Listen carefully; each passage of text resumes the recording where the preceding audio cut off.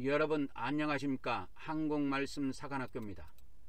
우리 한국말씀 사관학교는 14만 4천 말씀 사관학교와 평신도 말씀 사관학교로 분리 운영되고 있으며 14만 4천 말씀 사관학교는 하나님의 종들을 양성하는 양육기관이며 이 양육을 받기를 원하는 하나님의 종들은 매월 순교 헌금으로 42달 동안 매월 10만원씩 그렇게 헌금을 납부하고 그렇게 말씀을 무장하실 것을 적극적으로 추천하며 평신도 말씀 사관학교 생도들은 자유롭게 말씀을 무장하시면 되겠습니다. 저는 하나님께서 이 마지막 때 말씀의 나트로 사용하시려고 창세전부터 예배해 놓은 자입니다. 여러분의 기도와 적극적인 참여를 부탁드립니다. 성부 하나님, 성자 하나님, 성령 하나님, 오늘 또 우리 성삼위 하나님께서 이 말씀을 듣는 모든 자들에게 우리 성부 하나님의 은총과 성자 하나님의 은혜와 성령 하나님의 은사를 풍성하게 부어주셔서 오늘 또 증언되는 이 말씀이 온전히 심겨지게 하시고 30배, 60배, 100배의 결실을 거둘 수 있도록 복을 베풀어 주시옵소서. 이 시간에도 모든 시종을 성삼위 하나님께 의탁하오며 우리 주 예수 그리스도 이름으로 기도 올려옵나이다. 아멘, 아멘, 아멘. 한국 말씀 사관학교 사간생도 말씀무장, 오늘은 148회가 되겠습니다. 사간생도 말씀무장 148회가 되겠습니다. 저는 하나님께서 이 마지막 때 말씀의 나트로 사용하시려고 창세전부터 예배해 놓은 자입니다. 이 말씀은 제가 지어낸 것이 아니고 1990년 6월에 전라도 광주 장로교 교회의 지하 기도실에서 우리 부부가 7일 동안 작정 철야 기도를 했는데 그 마지막 날 새벽에 하늘에서 내려온 말씀입니다. 그래서 제가 증언하는 이 말씀에 여러분들은 귀를 기울일 필요성이 있다 하는 것입니다. 저의 연락처는 카톡 아이디 리키777이 되겠습니다. 마음이 겸손하고 온유한 자는 더 많은 진리를 받아 천국과 왕국에 들어가지만 마음이 강팍하고 오만한 자는 더 이상의 진리를 받지 못하고 그는 지옥에 던져지게 됩니다. 그래서 우리 믿는 자들에게는 그래서 진리가 그렇게 중요합니다. 사람이 떡으로만 사는 것이 아니라 하나님의 입에서 나오는 모든 말씀으로 살기 때문에 우리 믿는 자들에게는 하루하루 먹는 이 진리가 너무나 중요하다는 사실을 아셔야 합니다. 어저께도 이 영생을 얻는 것과 영생에 들어가는 이 문제에 대해서 제가 잠깐 말씀을 드렸는데, 우리 기독교의 구원론은 이신득이로 시작합니다. 그 이신득이로 시작하는 거는 예수님의 말씀을 기초로 해서 만들어진 구원론이 아니에요. 그래서 어저께도 제가 이야기를 해드렸지만 이 기독교의 구원론은, 이 기독교의 구원론이라고 하는 거는 이신득이부터 나옵니다. 이신득이. 그러니까 이신득이 또는 이신층이라 그러죠. 이신층이. 그래서 여기에 기초를 두고 있는데요, 이거는 예수님의 말씀에 있는 내용이 아니에요. 예수님은 이 말씀을 단 한 번도 사용하지 않았다는 걸 아셔야 됩니다. 그래서 기독교 신앙물을 먹은 사람들은 보통 제가 구원에 대해서 이야기하고 예전에 제가 대화를 해보면 이 기독교 구원론에 대해서 이야기할 때 이신득이부터 꺼낸 사람들은 신학의 물을 먹은 기독교 목사들입니다. 그들은 반드시 기독교 구원론을 이야기할 때 이신득이부터 이야기해요. 근데 이상하게 예수님의 종이라고 하는 사람들이, 이 주님의 종이라고 하는 사람들이 주님의 말씀, 예수님의 말씀이 입에서 나와야 되는데 이신득이부터 나와요. 이 이신득이는 로마서에 있는 로마서 3장 28절에 있는 그 말씀을 한자화한 것이고, 이것은 루터와 칼빈이 주장했던 것이고, 솔라 피데, 솔라 그라티아 하는 그거를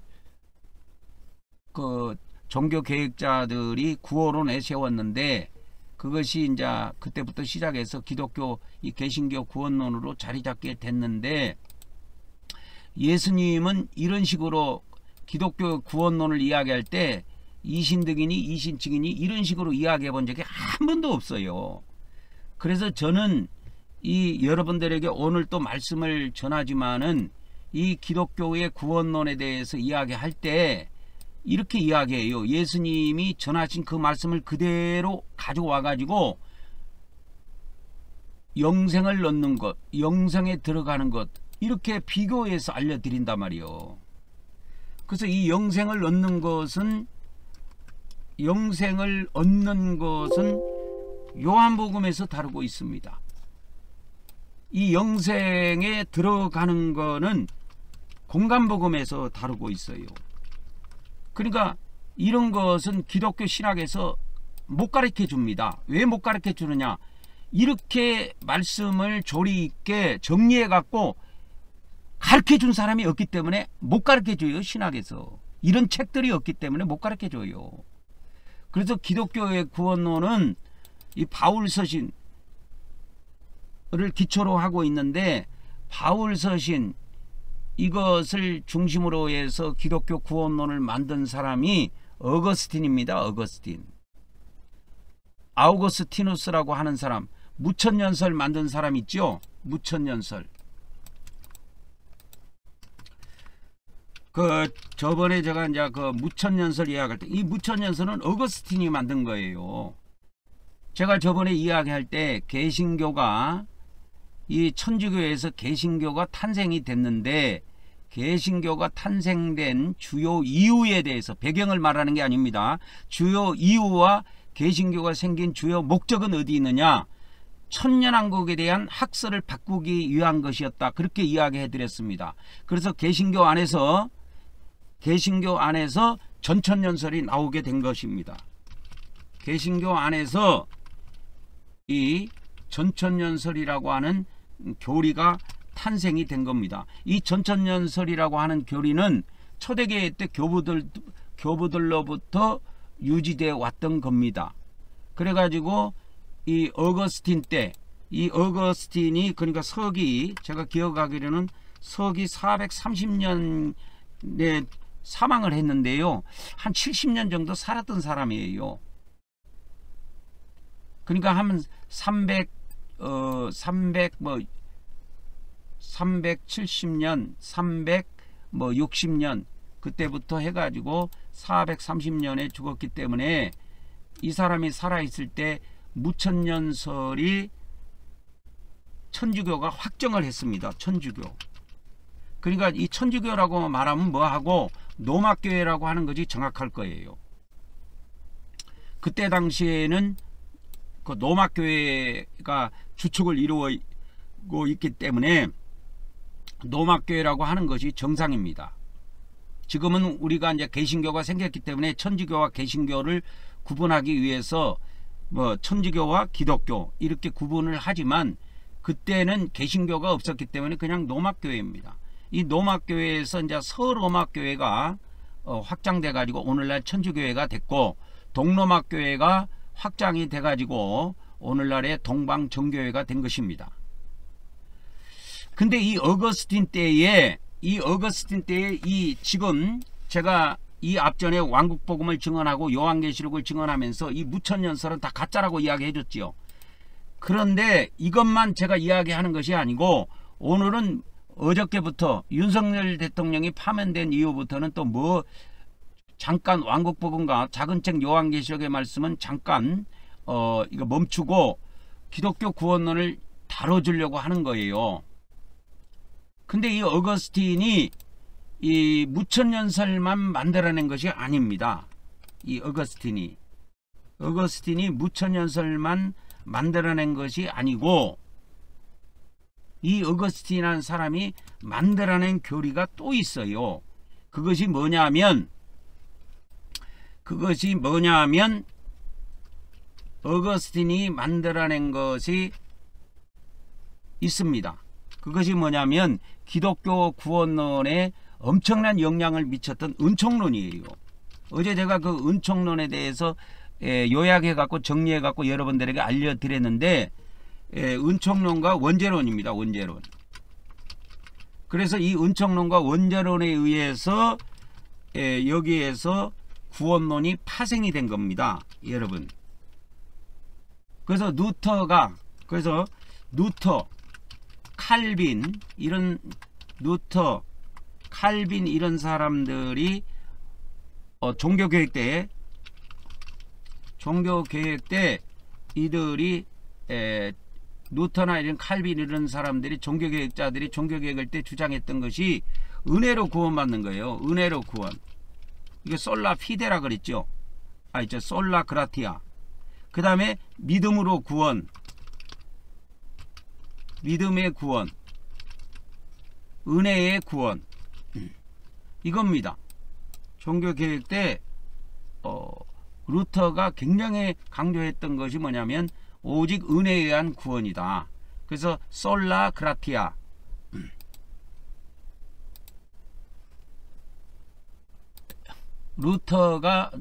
루터의 그 종교개혁 때 주장했던 종교개혁자들이 주장했던 구호가 솔라 그라티아입니다.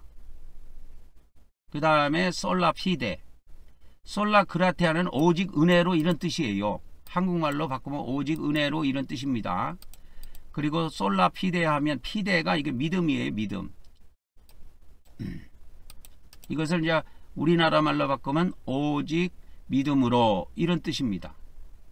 그러니까 솔라 그라티아 하면 오직 은혜로만 하나님의 은혜로만 구원의 근거가 된다. 구원의 근거가 된다. 구원을 받는다. 이런 의미입니다. 솔라 피데 하는 것은 오직 믿음으로 이렇게 주창을 했는데 믿음을 통해서만 의롭게 된다. 믿음을 통해서만 의롭게 된다.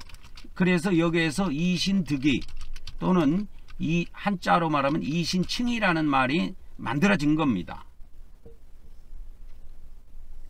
근데 다 좋아요. 이게 성경에 없는 게 아니에요. 있어요. 이 구호가 틀린 것은 아닙니다. 맞아요. 그런데 제가 어저께 루터나 칼빈은 돌팔이라 그랬죠. 루터와 칼빈은 다 제가 어저께도 이야기했지만 돌팔이라고 이야기했습니다.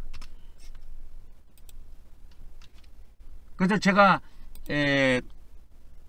뭐 작년에도 말씀을 전할 때도 이 돌팔이라는 용어를 썼고 올해도 썼는데 올 설 연휴 때 제가 우리 그 집사람이 그 닥터 이방인이라는 그 영화가 아니라 연속곡 그 드라마인데 예전에 했던 건데 2014년도에 했던 건데 그 설날 연휴 기간 때 이거를 좀 보도록 이렇게 추천을 해줘서 설날 기간 때 제가 그거를 다 봤습니다. 그게 보면 주인공 남자가 그 주인공 그 여자에게 돌팔이라고 불러요. 의사들인데 그 돌팔이라고 그렇게 부릅니다. 제가 루터와 칼빈 이 기독교의 탄생을 가지고 왔던 이 사람들을 돌팔이라고 하는 이유는 기독교 목사들한테는 어떻게 보면 충격적으로 들릴 수도 있고 그렇지만 저는 당연하게 보는 거예요. 그러니까 그 닥터 이방인의 그 드라마에서도 누구도 돌팔이라는 용어를 사용하지 않습니다. 주인공 남자 한 명만이 그 용어를 써요. 그리고 다 아무에게나 그 용어를 쓰는 것도 아니고 주인공 그 여자에게 그 용어를 써요. 그 병원 이사장 딸인데 부장한 딸이 있는 그 딸에게 그걸 써요.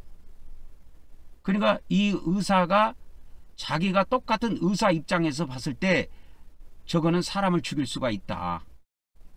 사람을 살리지 못하고 사람을 죽일 수 있다. 그런 입장에서 봤을 때 완전한 의사는 아니다. 그래서 돌팔이라는 의미로 사용하는 것 같던데 왜 이 말씀을 듣는 사람들이 생각해 봐야 될 것이 있어요. 저도 기독교인이에요. 기독교 장로교 안에서 목사 안수를 받았던 사람이고 기독교 안에서 완전히 큰 인물이에요. 그래서 제가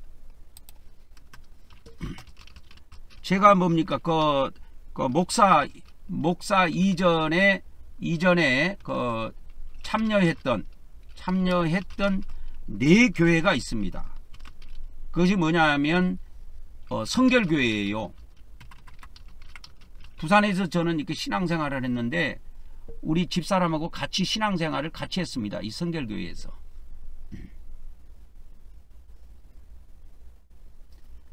그래서 이 성결교회에서 이 기독교 성결교회입니다. 예수교 성결교회가 아니고 기독교 성결교회예요.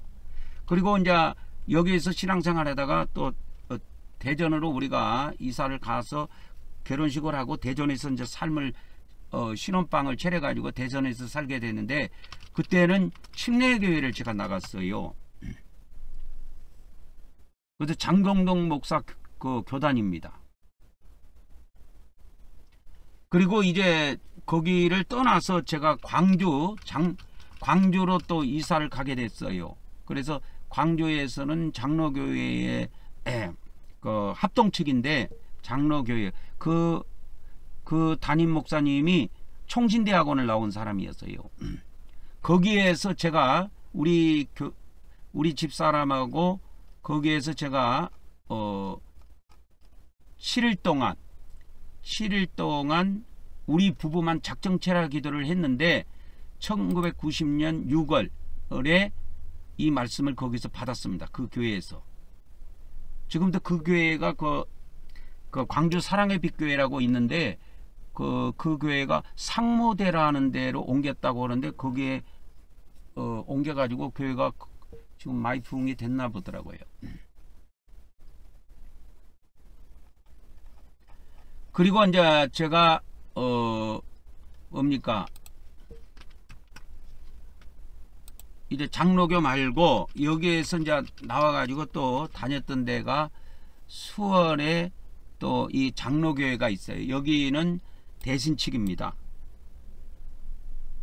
근데 이 두 장로교회는 제가 이렇게 평신도로 있었던 것이 아니고 전도사로 근무했던 데입니다. 이쪽은 두 군데는.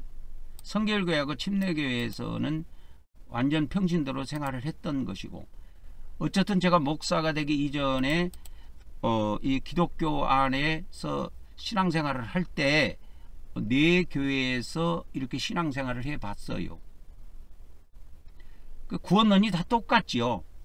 저도 그때는 평범한 기독교인들이 가지고 있던 구원론하고 똑같았습니다.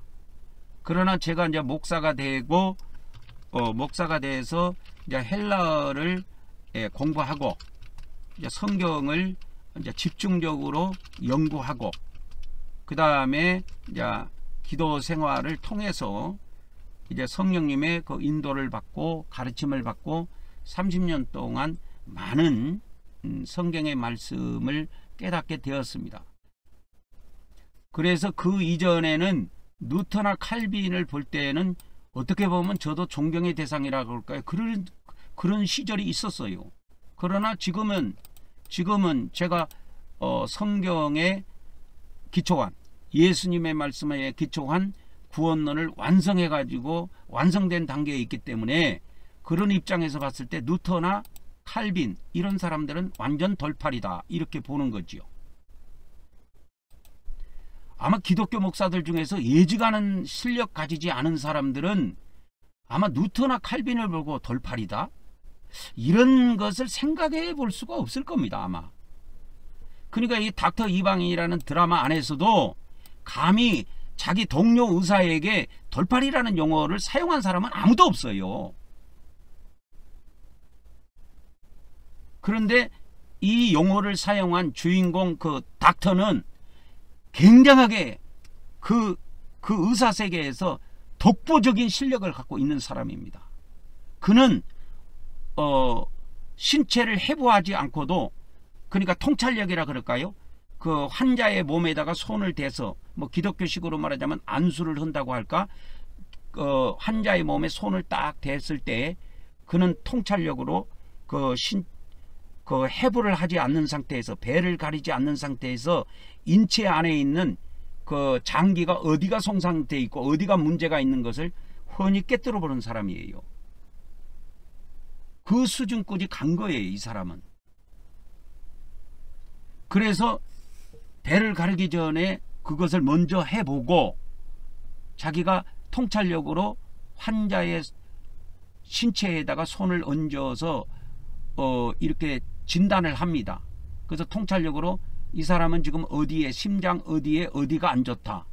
심장도 뭐 심장 부위가 있을 거 아니에요. 동맥 쪽에 문제가 있는지 정맥 쪽에 문제가 있는지, 심장 뭐 심실 안에 문제가 있는지, 이런 것들을 쫙 꿰뚫어 봅니다. 이 닥터 이방인의 드라마에 나오는 그 병원은 제가 볼 때는 심장을 주로 수술하는 병원이에요. 심장을 다룹니다. 심장. 사람이 심장이 멈추면 죽어버리잖아요. 그러니까 우리 인간의 인체 중에서 가장 중요한 장기라고 할 수 있는데, 이게 그 정도의 실력을 갖고 있기 때문에 이 사람은 당당하게 동료 자기 의사에게 돌팔이라고 쓰는 거예요. 그러니까 기독교의 일반 목사들은 루터나 칼빈을 봤을 때 돌팔이라고 하는 용어를 쓸 생각 자체를 못 해봤을 겁니다. 아마. 왜 못 해봤을 것이냐, 자기들이 생각할 때는 존경의 대상이 되지, 그들의 이 칼빈 같은 사람은 주석도 있어요. 칼빈 주석이라고. 지금도 장로교 목사들이나 기독교 목사들이 칼빈 주석을 대부분 다 갖고 있을 겁니다. 아마. 저도 예전에 목사 됐을 때 초창기에 몇 년 동안은 주석책이 있었어요. 지금은 저는 주석책 없습니다. 아무것도 없어요. 다 버렸어요. 그냥 뭐 고물상한테 버린 것이 아니고, 우리 교회 그 자매 중에서 신학을 그때 했던 자매가 있었는데 그거 다 줬어요. 내가 주석책이고 뭐고.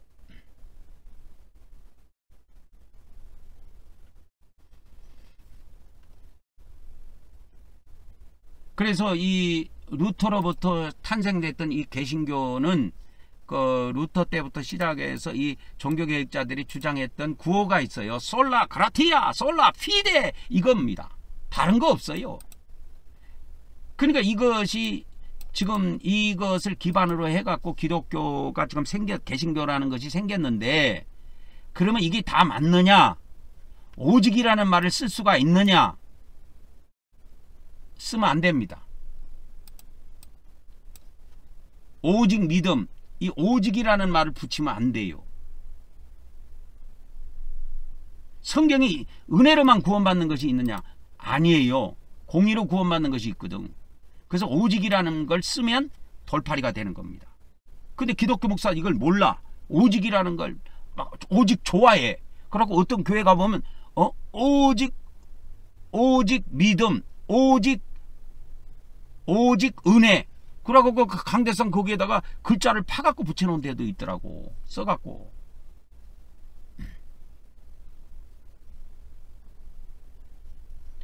그 솔라 그라티아, 솔라 피데가 이게 단순해 보이고 좋아 보이지만은 오직이라는 말은 함부로 붙이면 안 됩니다. 여러분, 자살행위예요.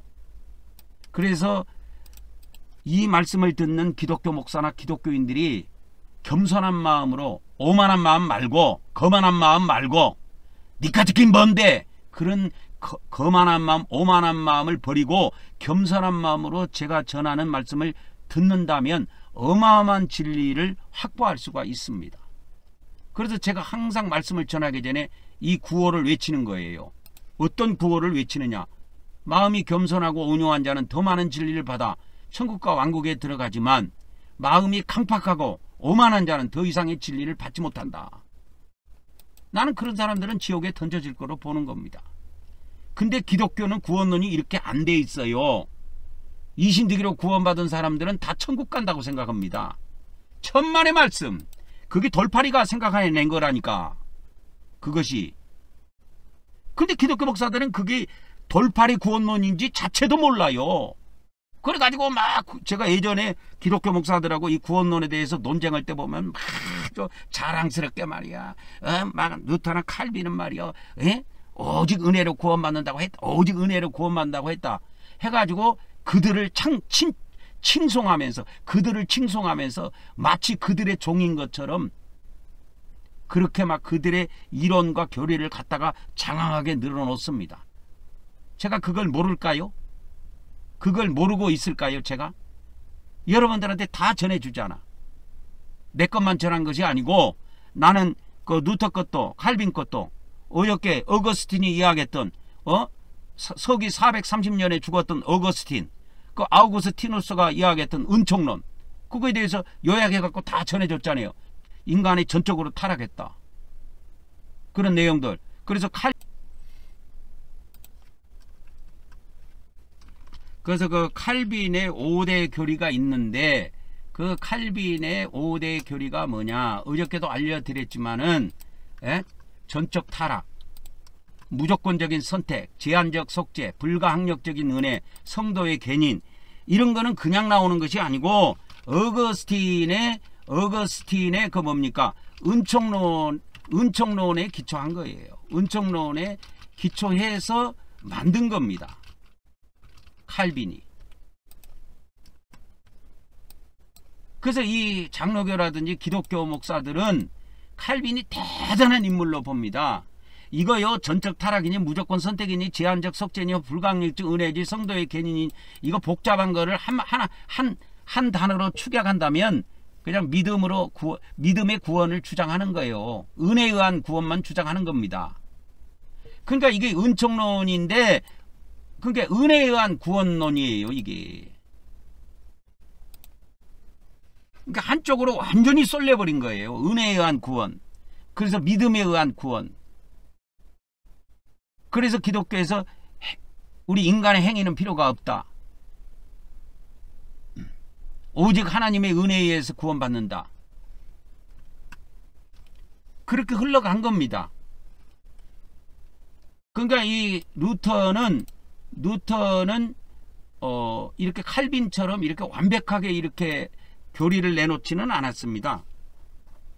이제 루터의 그 다음 타자인 이 칼빈 시대에 와가지고 칼빈이 이렇게 어거스틴의 은총론을 갖다가 이렇게 다시 자기 입장에서, 그 시대에 맞게 그 입장에서 정리해서 내놓은 겁니다. 이거 기독교의 구원론의 뿌리이기도 해요, 칼빈의 5대 교리가. 근데 이런 것들을 또 대항해서 나온 것이 있지요. 그것이 알미니안이라고 했죠. 알미니안주의라고 해갖고 대항해갖고 나왔다 이 말이요. 그러나 이 칼빈의 5대 교리에 대해서 반기를 든 사람이 알미니안입니다. 이 알미니안의 5대 교리는, 그래, 인간이 전적으로 타락한 건 맞다, 그러나 하나님께서 예비 은총이라 그러나요? 예비 은총을 통해서 자유의지를 사용할 수 있는 그 은혜를 내려주신다. 그래서 무조건적인 선택이 아니고 반대되는 이야기를 했어요. 조건적 선택을 이야기했고, 제한적 속죄를 칼빈은 말했던 알미니아는 보편적 속죄를 이야기했습니다. 하나님의 은혜를 불가항력이다, 저항할 수 없다, 그래서 불가항력적 은혜라고 그랬는데 저항이 가능한 은혜다. 성도를 견인해 갖고 택감받은 사람은 끝까지 구원을 받는다고 해서 성도를 견인차가 끌고 가듯이 성도를 하나님께서 견인해 가신다 했는데, 알미니아는 성도의 견인이 불확실하다, 나는 성경에서 못 찾아봤다, 이런 식으로 이야기를 한 겁니다.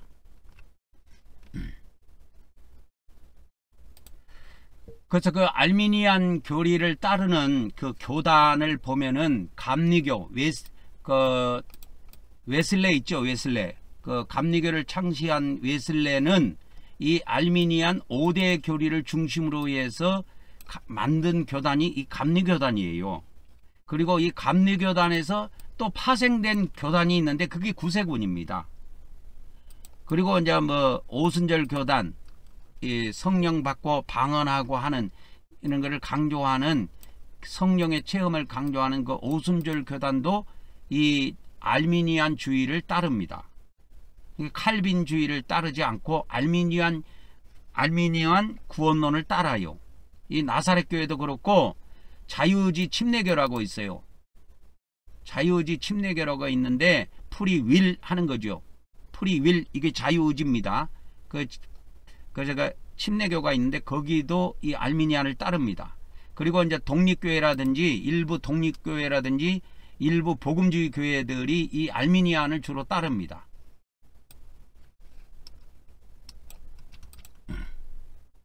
그래서 그 칼빈주의를 또 칼빈의 구원론을 따르는 교단은 대표적인 교단이 장로교단이죠. 장로교. 그래서 장로교 목사들은 한국에서도 물론 외국에서도 그렇겠지만 칼빈을 위대한 인물로 봅니다. 그래서 예전에 제가 목회자 세미나를 이 부산 지역에서 열어 가지고 이 종말론을 그 목회자들을 중심으로 해서 모아 가지고 세미나를 제가 이끌어 가는데 어떤 목사가 갑자기 막 과음을 치면서 뭐 당신이 그 뭡니까 그 칼빈보다 더 똑똑하냐고 하면서 막 과음을 치고 그러더라고. 그러고 내가 그 사람 쫓아내 버렸어요. 당장 나가라고. 당장 가방 들고 저 밖으로 나가라고 그랬어요. 쫓아내 버렸어요. 조용히 앉아 있든지 제가 시간을 드릴 테니까 그때 말을 하든지 이 세미나가 끝나고 나서 개인적인 토론을 할 수 있으면 그때 해도 되고. 근데 이 사람은 뭐 이런 예의가 없더만. 세미나를 와서 들었으면 강사가 이야기하면 돈도 안 받고 말이여 무료로 세미나 한다고 말이여 허름하게 생각하고 그래갖고 내가 뭐 호통을 치면서 나가시라고. 그 정도로 이 장로교 목사들은 칼빈을 아주 예수님 이상으로 떠받들더라고. 그리고 이 개혁교회 있죠. 개혁교회 리폼이라고 하는데 개혁교회도 이 칼빈주의를 따릅니다. 그리고 침례교회에서도 교역 침례교가 있어요. 뭐 우리나라에도 들어왔는지는 모르겠는데 여기도 칼빈을 중심으로 따릅니다. 그래서 복음주의 일부 교단도 이 칼빈주의를 따른 데가 많아요. 아까 복음주의는 일부 복음주의는 또 알미니안을 따른다고 그랬죠. 이 복음주의 교회들은 둘로 완전 쪼개져 있어요. 침례교회도 쪼개져 있고. 그래서 우리나라의 대부분 많은 교회는 이 알미니안 교리를 따릅니다. 알미니안주의는 핵심이 뭐냐면 구원을 잃어버릴 수 있다라는 거예요. 그러면 여러분 아까 제가 그 이야기했는데 영생을 구원이라는 건 영생을 얻는 거라고 그랬잖아요. 예수님은 구원이라는 단어를 영생을 얻는 것이라고 이야기한 거예요. 영원한 생명을 소유한 것. 그러니까 영원한 생명을 소유한 것. 그래서 헬라어로는 이 얻다 할 때 그 동사를 뭐를 썼냐면 에코라는 단어를 썼어요. 에코. 에코가 뭐 음량에서는 또 에코가 있지만 헬라어에서 에코라는 이 단어는 음량과 관련되어 있는 것이 아니고 영어로 말하면 have 동사와 같은 겁니다. 소유하다, 가지다, 가지고 있다. 그런 의미로 사용할 때 영생을 가지다, 영생을 소유하다. 그러니까 영원한 생명을 우리 인간은 영원한 생명을 갖고 있지 않는데 예수님을 믿으면 영원한 생명을 소유할 수 있다라는 거예요. 그걸 이야기한 것이 요한복음입니다. 그러니까 예수님은 이런 식으로 이야기한 것이 없어. 이건 인간들이 다 만들어낸 거예요. 그러니까 이거의 기초가 뭐냐면 이거의 기초 칼빈의 5대 교리든 알미니안 5대 교리든 이런 거는 어디에서 나왔냐면 다 예수님의 말씀에서 나온 것이 아니고 어거스틴의 은총론에서 나왔다니까. 이것들이 전부 다. 이 교리들은 어거스틴의 은총론에서 파생된 것들이에요. 그것을 부정하든 그것을 인정하든 그러한 거예요. 근데 어거스틴이 이야기한 것을 대부분 그대로 흡수해 갖고 만든 것이 칼빈 교리입니다. 칼빈의 5대 교리고, 이 칼빈이 5대 교리를 주장하고 났을 때 나중에 그 네덜란드 사람 아르미니우스라는 사람이 있는데, 아르미니우스라고 하죠. 보통 아르미니우스라는 사람이 있는데 네덜란드 사람입니다. 이 사람이. 이 사람이 반박을 했죠. 칼빈 교리를. 그래서 칼빈 교리를 또 반박해 갖고 이렇게 만들었는데, 그 후대에 많은 많은 이렇게 이 알미니안 교리에 의해서 많은 교파들이 탄생이 됐어요. 감리교, 구세군, 뭐 오순절 교단, 나사렛 교회 이런데 전부 다 이 알미니안 이 5대 구원론을 기초로 해서 탄생된 교단입니다.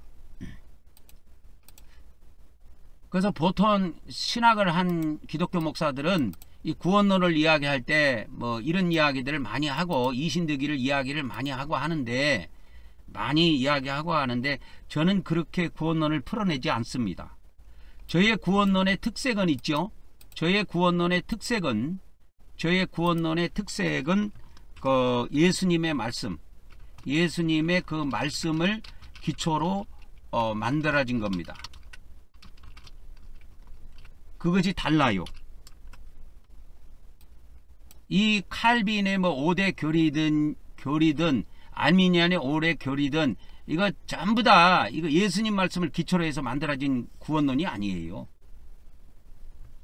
이거를 최초로 만든 사람이 어거스틴이 그 은총론을 만들어 갖고 그렇게 해놨는데 그 사람 거 보고 그냥 앵무새처럼 이야기한 겁니다. 아, 자기가 볼 때는 이게 맞는 것 같다고 하면 그대로 믿고 안 맞는 것 같다 하면 반박을 하고 해가지고 이 알미니안 이 5대 교리같이 이렇게 나온 겁니다. 그래서 지금 보면은 이 알미니안의 핵심은 뭐냐, 알미니안주의의 핵심은 뭐냐면 한 번 구원이 영원한 구원이 아니다 그거예요. 한 번 구원은 영원한 구원이 아니다. 그러니까 한 번 구원은 영원한 구원이 아니다가 핵심입니다. 이게 핵심이에요. 한 번 구원은 영원한 구원이 아니다가 이 알미니안 5대 교리의 핵심이고, 칼빈의 구원론은 이 5대 교리를 한마디로 구원과 직결해서 한마디로 말하면 한 번 구원은 영원한 구원이다가 칼빈의 구원론이에요. 근데 저는 여러분들에게 말씀을 전할 때 저번에 이 알미니안과 칼빈주의에 대해서 비교해서 설명도 해줬고, 칼빈의 5대 교리만 놓고 또 자세히 설명해 주기도 했습니다. 그러나 저는 여러분들에게 구원론을 이야기하고 성경을 말씀드릴 때 이렇게 예수님의 말씀을 기본으로 해서 전하는 겁니다. 그래서 이신득이부터 이런 말씀이 나오지 않고 영생을 얻는 것. 영생을 얻는 것이 뭐냐? 하나님의 영원한 생명, 영원한 생명은 하나님만 갖고 있는데 이 영원한 생명을 소유하는 것이 바로 영원한 생명을 소유한 것. 이것이 바로 뭐다? 이것이 예수님이 말씀하신 이게 구원이다 이거예요. 예수님이 말씀하신 구원입니다. 여러분, 예수님이 말씀하신 구원은 하나만 있는 게 아니에요. 예수님이 말씀하신 구원은 하나만 있는 것이 아닙니다. 하나만 있는 게 아니에요. 예수님이 말씀하신 구원은 하나만 있는 게 아니에요. 이 영생을 얻는다, 영원한 생명을 소유한다. 이것이 요한복음 3장에서는 어떻게 되어 있냐면 물과 성령으로 거듭나는 것 이렇게 다루고 있습니다. 물과 성령으로 거듭나는 것으로 이야기하고 있어요, 예수님께서는. 그래서 요한복음 3장 5절 6절에 보면은 이 내용이 나옵니다. 거기 가서 한번 보도록 하겠습니다. 그래서 요한복음 3장 5절 6절에 보면 그 니고데모에게 예수님께서 대답하시되 진실로 진실로 내게 이르노니, 여기서 너라고 하는 사람은 니고데모입니다. 니고데모예요. 니고데모입니다. 근데 사람이 물과 성령으로 나지 아니하면, 여기서 거듭나지 아니하면 하나님의 나라에 들어갈 수 없느니라 이렇게 말씀하셨어요, 예수님은. 그래서 육으로 난 것은 육이고 영으로 난 것은 영이다. 그래서 영이 영을 낳는다고 이야기합니다. 육이 육을 낳듯이, 엄마가 아기를 낳듯이 성령님이 우리 영을 거듭나게 하신다 이 말이요. 그래서 이 영원한 생명을 얻는 것이 뭐냐? 영원한 생명을 얻는 것이 뭐냐? 요한복음 3장에서는 이게 거듭남이다 그 말이요. 거듭남. 영생을 얻는 것이 뭡니까? 이 요한복음 3장에서는 물과 성령으로 거듭나는 거예요. 바울은 이렇게 표현해 놓지 않습니다. 바울은 거듭남에 대해서 이야기하지 않아요. 바울은 이걸 뭐라고 이야기하냐. 자, 갈라디아서 3장에 가면 이 내용이 나오는데, 이 갈라디아서 3장에 가면 이게 나옵니다. 갈라디아서 3장에 가보면 뭐가 나오냐면, 갈라디아서 3장 2절에 가보면 이 내용이 나와요. 내가 너희에게 다만 이것을 알게 하는, 너희가 성령을 받은 것이 율법의 행위로냐 듣고 믿음으로냐, 이걸 다루고 있습니다. 갈라디아서. 예. 그래서 갈라디아서가 갈라디아서 1장에 보면 그리스도 복음에 대해서 이야기합니다. 그래서 가짜 복음을 전하는 사람은 하늘에서 오는 천사라도 저주를 받을지어다 하고 강력한 어조를 사용하면서 그리스도의 복음에 대해서 이야기합니다. 그래서 이 갈라디아서는 갈라디아서 1장에 이렇게 가보면, 갈라디아서 1장에 이렇게 쫙 가보면 그리스도 복음에 대한 이야기가 나옵니다. 그래서 이렇게 다른 복음은 없나니 하면서 이야기합니다. 그래서 하늘에서 온 천사라도, 우리라도, 하늘에서 온 천사라도 우리가 너희에게 전한 복음 외에 다른 복음을 전하면 저주를 받을지어다 해서 내가 받은 것 외에 다른 복음을 전하면 저주를 받는다고 이야기하면서 이 사도 바울은 그리스도의 복음에 대해서 이야기를 합니다.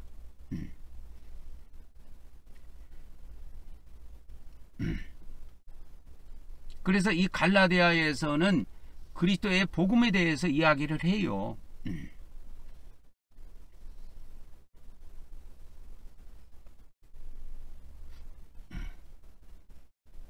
그래서 갈라디아서 3장 2절에 가보면 너희가 성령을 받은 것이 율법의 행위냐 듣고 믿음으로냐, 이걸 이야기합니다. 우리가 성령을 받은 것, 이걸 이야기하는 겁니다. 그러니까 예수님이 말하는 영생을 얻는 것, 영생을 얻는 것을 사도 바울은 성령을 받은 것으로 이야기했어요. 갈라디아서 3장 2절에 성령을 받은 것. 갈라디아서 3장 2절입니다. 갈라디아서 3장 2절. 성령을 받다, 이게 남바노라는 단어를 쓰는데요. 여기에서 내가 한마디 하고 싶은 것이 있는데, 대한성서공회는 당신들이 성령님이 하나님이라고 믿는다면 이렇게 번역하면 안 돼, 이 사람들아. 성령이 무슨 물건이냐, 밖에. 택배는 물건이니까 택배는 오면 받는 거지요. 그러나 예를 들어서 얘야 할머니 차 태워서 보냈다. 고속버스 차 태워서 보냈으니까 할머니 잘 받아라, 그렇게 이야기합니까? 아니에요. 할머니 잘 모셔라, 그렇게 하는 거예요. 왜? 할머니는 물건이 아니잖아. 인격체잖아, 인격체. 성령님도 인격체이기 때문에 성령을 받다, 이렇게 이야기하면 안 돼, 이 사람들아. 그러니까 대한성서 공회에서 성경을 번역하는데 관련된 일을 하는 목사들은 정신 차려야 돼, 이 사람들아. 당신들이 말로만 성령 하면서 뭐 삼일체 하나님을 믿는다고 이야기하면서 이렇게 번역해 놓으면 성령을 물건 취급하는 거예요. 성령은요, 성령님이에요. 인격체예요, 인격체. 인격체 이 시기에 성령을 받는다고 하면 안 돼요. 성령을 모신다 로 번역을 해야 됩니다. 똑같은 이 남바노가 어디 있는 줄 아십니까? 내가 가르쳐 드릴게요. 이 남바노라는 것이, 자, 요한복음 1장 12절에 보면 남바노가 똑같이 사용돼요, 헬라어에서. 한번 찾아가 볼게요. 여기 보면 영접하는 자 하면 헬라어에 뭐라고 나왔어요? 남바노라고 나왔죠. 아까 그 갈라디아서 3장 2절의 말씀대로 번역한다면 이거 영접하는 자로 번역하면 안 되고 받는 자 이렇게 번역을 해야 되지. 근데 왜 여기에서는 영접하는 자라고 번역을 했을까요? 예수님을 받는 자, 그 이름을 믿는 자들에게는 하나님의 자녀가 되는 권세를 줬다. 여기서 영접하다 할 때 여기가 남바노예요. 남바노. 똑같은 헬라어 단어예요.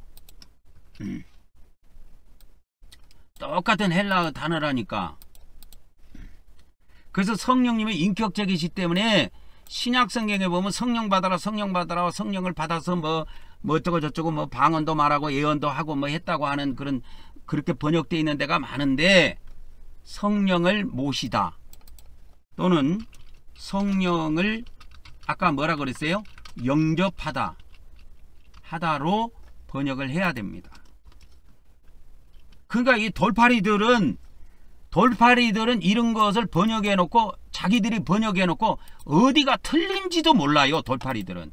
그래서 내가 돌팔이라고, 기독교 성경도 돌팔이식으로 번역됐다고 내가 간간히 한 번씩 이야기하는 것이 바로 이런 것 때문에 그런 겁니다. 이걸 번역해 놓고 자기들은 이거를 뭐가 틀렸는지를 모르는 거예요. 그것을 모르면 돌팔이인 거예요. 돌팔이가 따로 있는 것이 아니고. 그래서 사도 바울은 영생을 얻다 이런 표현을 한 번도 사용한 적이 없고, 영생을 얻는다는 것을 사용하지 않고, 이런 거를 사용하지 않고 주로 뭘 썼느냐? 성령을 받다, 성령을 모시다, 성령을 영접했다, 이런 의미로 표현을 했다 그 말이야. 람바노.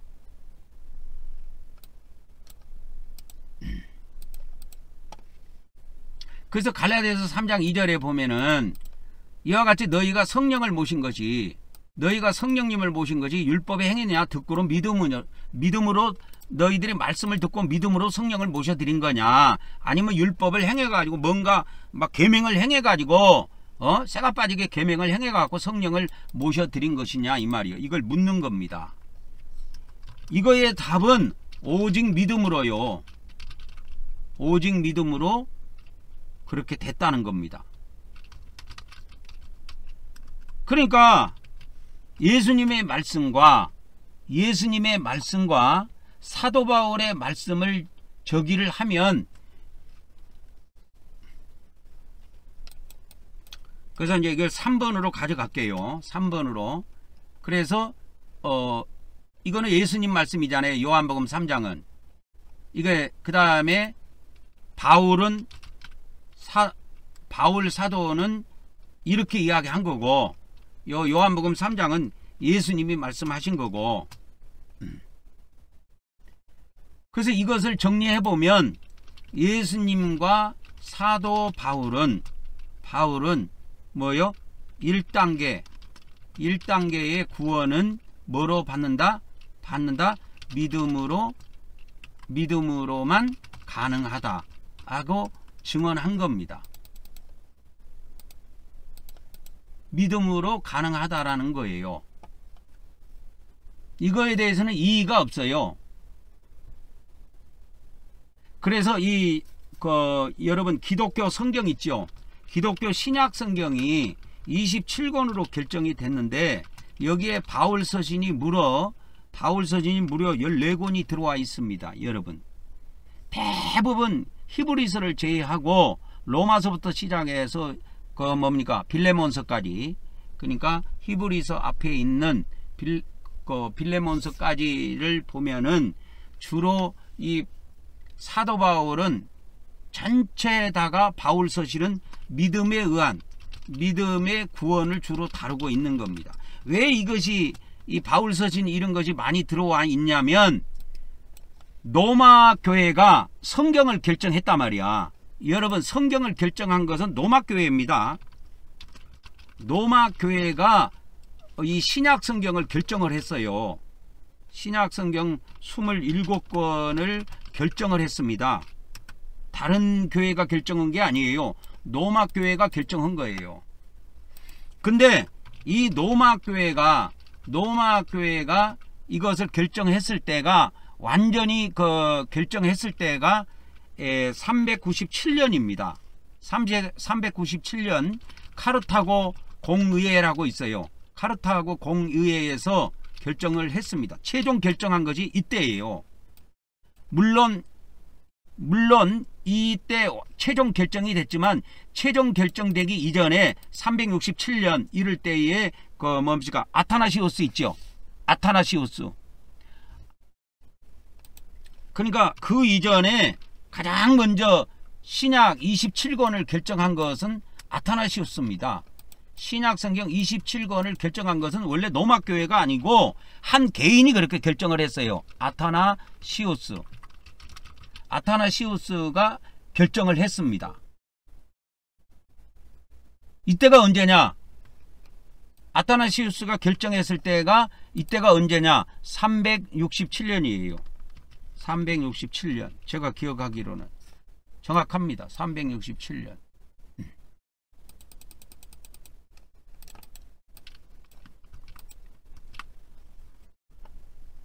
그래서 이 아타나시우스가 결정을 했을 때 동로마 교회든 서로마 교회든 대부분 그대로 따르고 사용을 했습니다.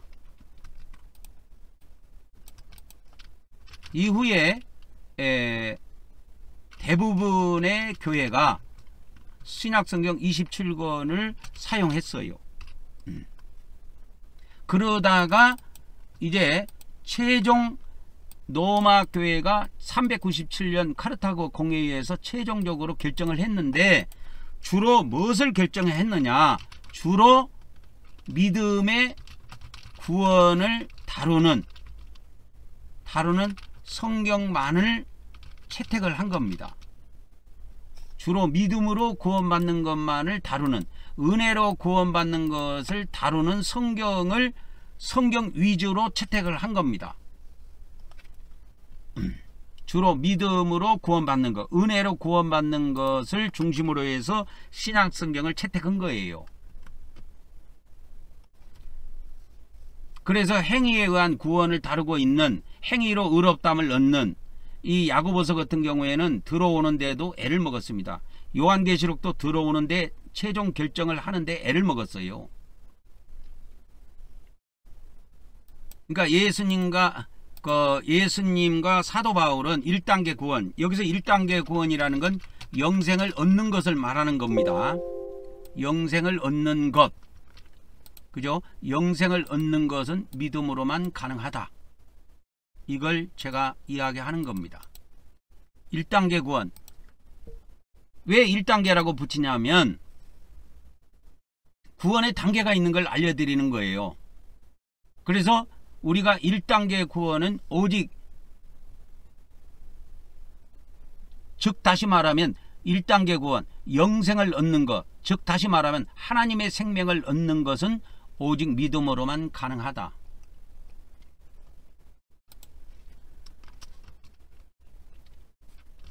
그러니까 영생을 얻는 것은 무엇과 같은 거냐면, 영생을 얻는 것은 요거를 이제 1번으로 하고, 요거를 1번으로 하고 2번에 들어갈게요. 가로 2번.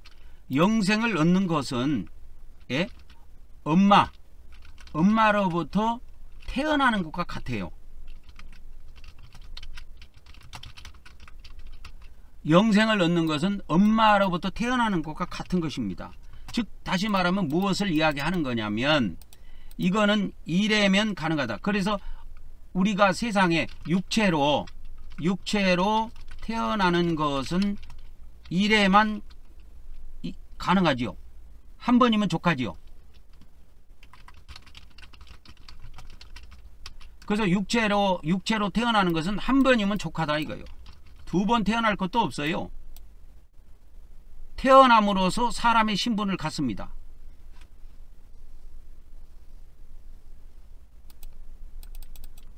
그런 것처럼 이제 영으로 태어나는 겁니다.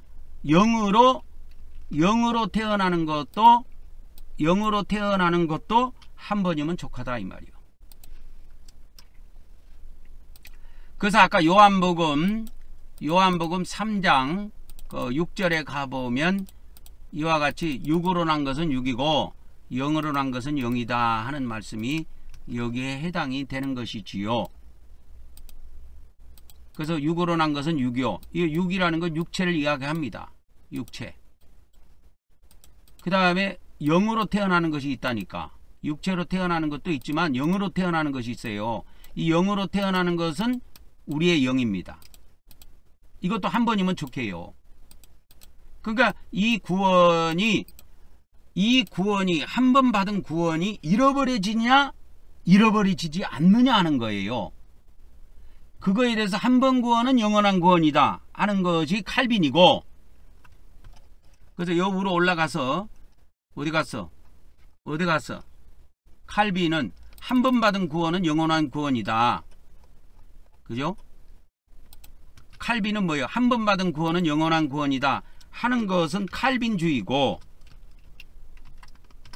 한 번 받은 구원은 한 번 구원은 영원한 구원이 아니다 하면은 이거는 알미니안이라니까. 알미니안주의예요. 이거는 칼빈주의가 아니고 알미니안주의를 따르는 겁니다. 그래서 이 기독교 안에는 이 두 가지의 구원론이 지금 팽팽하게 줄다리기를 하고 있습니다. 근데 지금 볼 때는 알미니안 쪽으로 많이 기울었어요.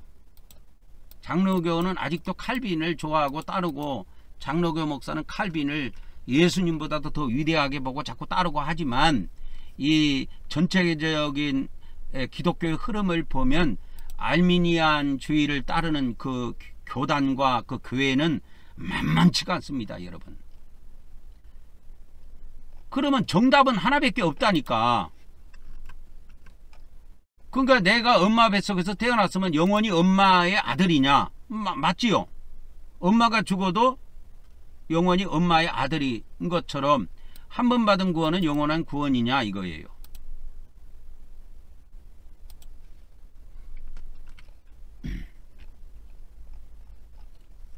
그래서 한 번 받은 구원은 영원한 구원이다. 그래서 하나님의 영원한 생명을 가지고 있는 사람은, 그래서 이 요한복음은 어디까지 답을 내주고 있냐면, 이 한 번 받은 구원이 영원한 구원이냐 이거에 대한 답까지 내주고 있습니다.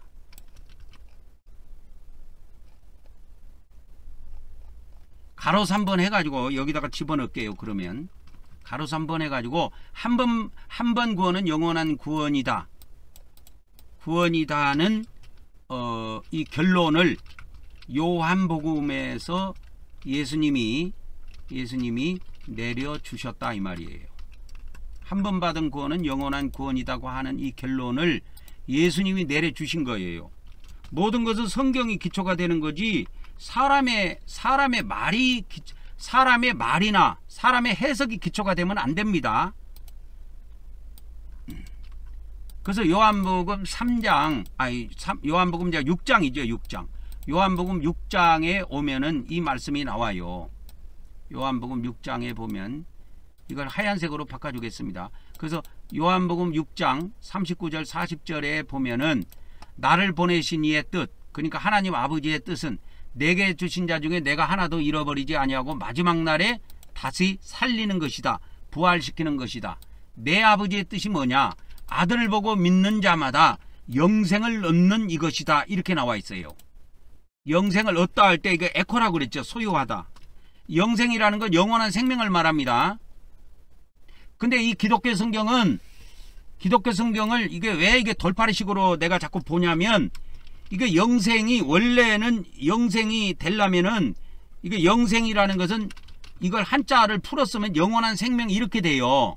그러면 영원한이라는 것은 헬라어로 아이오니 오스 이렇게 돼 있어요. 생명은 조회로 돼 있고. 그런데 기독교 성경에서는 이 기독교 성경은 또 어떻게 되어 있냐면, 희한한 것이 뭐냐면 이 아이오니오스 조회도 영생, 또 조회만 되어 있는 것도 영생, 이렇게 번역을 해놨다니까. 그래서 이것이 구분이 안 돼 있어요, 기독교 성경은. 그래서 이게 돌팔이 성경이라고 내가 자꾸 부르는 거야. 그러니까 이 사람 대한성서공회는 성경을 이렇게 번역해 놓고 어디가 틀린지도 몰라요.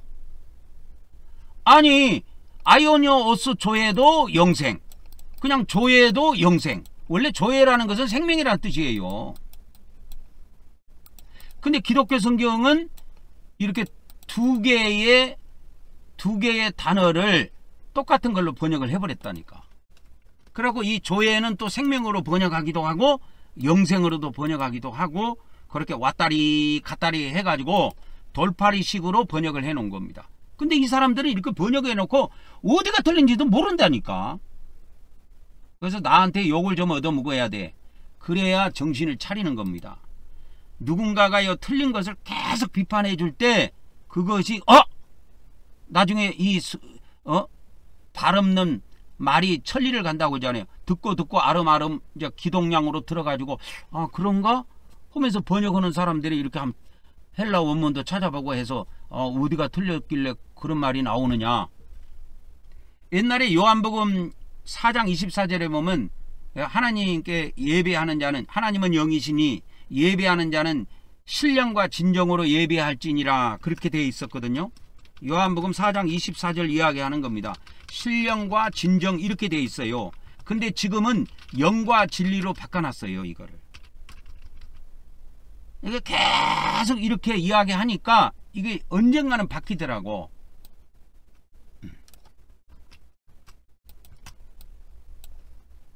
그래서 계속 주장해야 됩니다. 그래서 이 기독교 구원론도 일반 기독교 목사들은 기독교 구원론이 어디가 틀린지도 맞는지도 잘 몰라요. 그냥.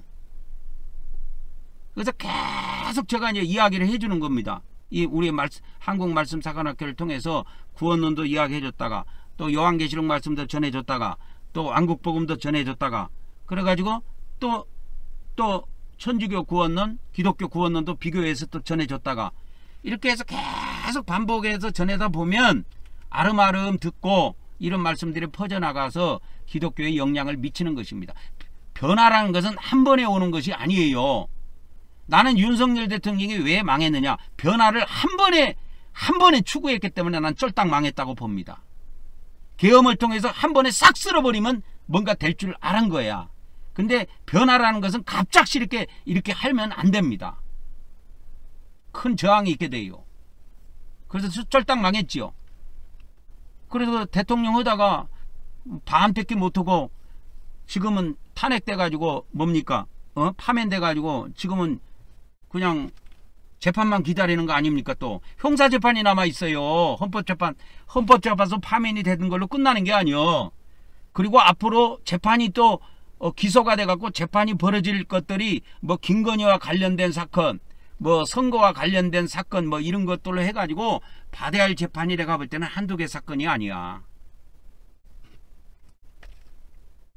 그래서 예수님께서는 이 한 번 받은 구원은 영원한 구원이냐? 에? 한 번 구원은 영원한 구원이냐? 아니면 영원한 구원이 아니고 중간에 상실되느냐? 이거에 대한 답을 주셨다니까. 요한복음 6장 39절 40절에. 근데 기독교에서 이 성경을 읽어도 이것이 그 말인지 아닌지도 몰라요. 자, 요한복음 6장 40절에 보면 내 아버지 뜻은 아들을 보고 믿는 자마다 영생을 얻는 것이다. 마지막 날에 내가 그를 다시 그러니까 누구를 다시 살리냐면 아들을 보고 믿는 자를 다시 살린다는 거예요. 아들을 보고 믿는 자를. 아시겠죠? 아들을 보고 믿는 자를 언제? 마지막 날에 다시 살리신다. 다시 살린다 하시는 거는 무슨 말이냐면 다시 일으킨다는 뜻이에요. 그러니까 일으킨다는 부활은 예수님 부활에 표현된 말씀인데, 일으킨다고 하는 것은 부활에 표현된 말씀인데, 예수님이 이렇게 부활하셔 갖고 다시 살아나셨잖아요. 그거 무덤에 누워있는 그 시체가 다시 일어났다 해서 일으킴을 받다, 이게 다시 살리리라. 그래서 다시 일으키신다, 그런 뜻이에요. 원뜻은. 근데 다시 일으키신다는 말은 잠자고 있는 그 육체를 일으켜서 부활시킨다는 의미예요. 그래서 이 마지막 날에 내가 그를 다시 부활하리라 라는 것입니다. 여기에는 뭐가 들어가 있냐면 이와 같이 아들을 보고 믿는 자, 아들을 보고 믿어갖고 영생을 얻은 자는 다 부활시킨다는 거예요. 아들을 보고 믿어서 영생을 얻은 자는 언제? 마지막 날에. 마지막 날에 뭐 한다? 부활시키신다 이 말이요. 이것이 성경에 들어있는 본래의 뜻입니다. 아들을 보고 믿어가지고 영생을 얻은 자는, 그러니까 아들을 보고 믿은 자를 다 부활시키는 건 아니에요. 이 부활이 두 종류가 있습니다. 그래서 이 부활이 두 종류가 있는데, 아들을 보고 믿어갖고 영생을 얻은 자는 이들은 생명의 부활로 부활하게 된다 이 말이요.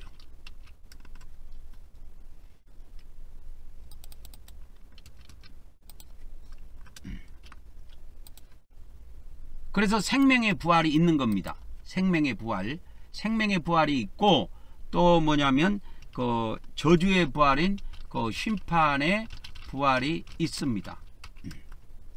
심판의 부활이 있습니다. 어찌됐든 간에 아들을 보고 믿는 사람들은, 아들을 보고 믿어서 영생을 얻은 자는 마지막 날에 부활시키는 것입니다.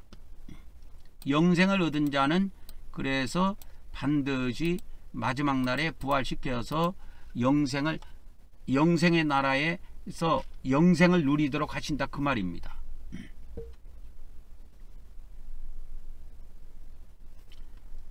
그래서 이 예수님을 믿어가지고 아들을 보고 믿어서 영생을 얻은 자는 언제부터냐 하면, 아들을 보고 이 땅에 믿어가지고 영생을 얻은 자는 마지막 날부터 영생을 하게 된다 이 말이요. 영생의 삶을 언제부터 살게 되느냐면, 영생의 삶을 살게 되는 것이 언제부터냐면 마지막 날부터예요. 그래서 여러분, 이 공간복음의 비밀을 알아야 되는 것이 뭐냐면, 그래서 공간복음에서는 마지막 날 이전에 영생에 들어가는 것을 증언하고 있습니다. 공간복음은 이 비밀을 기독교에서 몰라요. 여러분, 신학교에서 이걸 누가 전해줍니까? 저 이기방이 세계 최초로 전하는 말씀들이에요. 이거 전한 지 오래됐어요. 그런데 아직 기독교 목사는 몰라요. 공간복음은 자 보세요. 요한복음에서는 예수님이 아까 여보죠, 한 번 구원은 영원한 구원이다라는 결론을 예수님이 요한복음에서 내려주셨다 그랬죠. 이 결론을. 그게 요한복음 6장 40절에 나와 있어요. 그러니까 아들을 보고 믿어갖고 영생 얻은 자는 마지막 날에 부활시킵니다. 이것이 뭐냐면, 이것이 생명의 부활이다 그 말이에요. 이것이 생명의 부활입니다. 생명의 부활만 있는 것이 아니고 또 다른 심판의 부활도 있어요.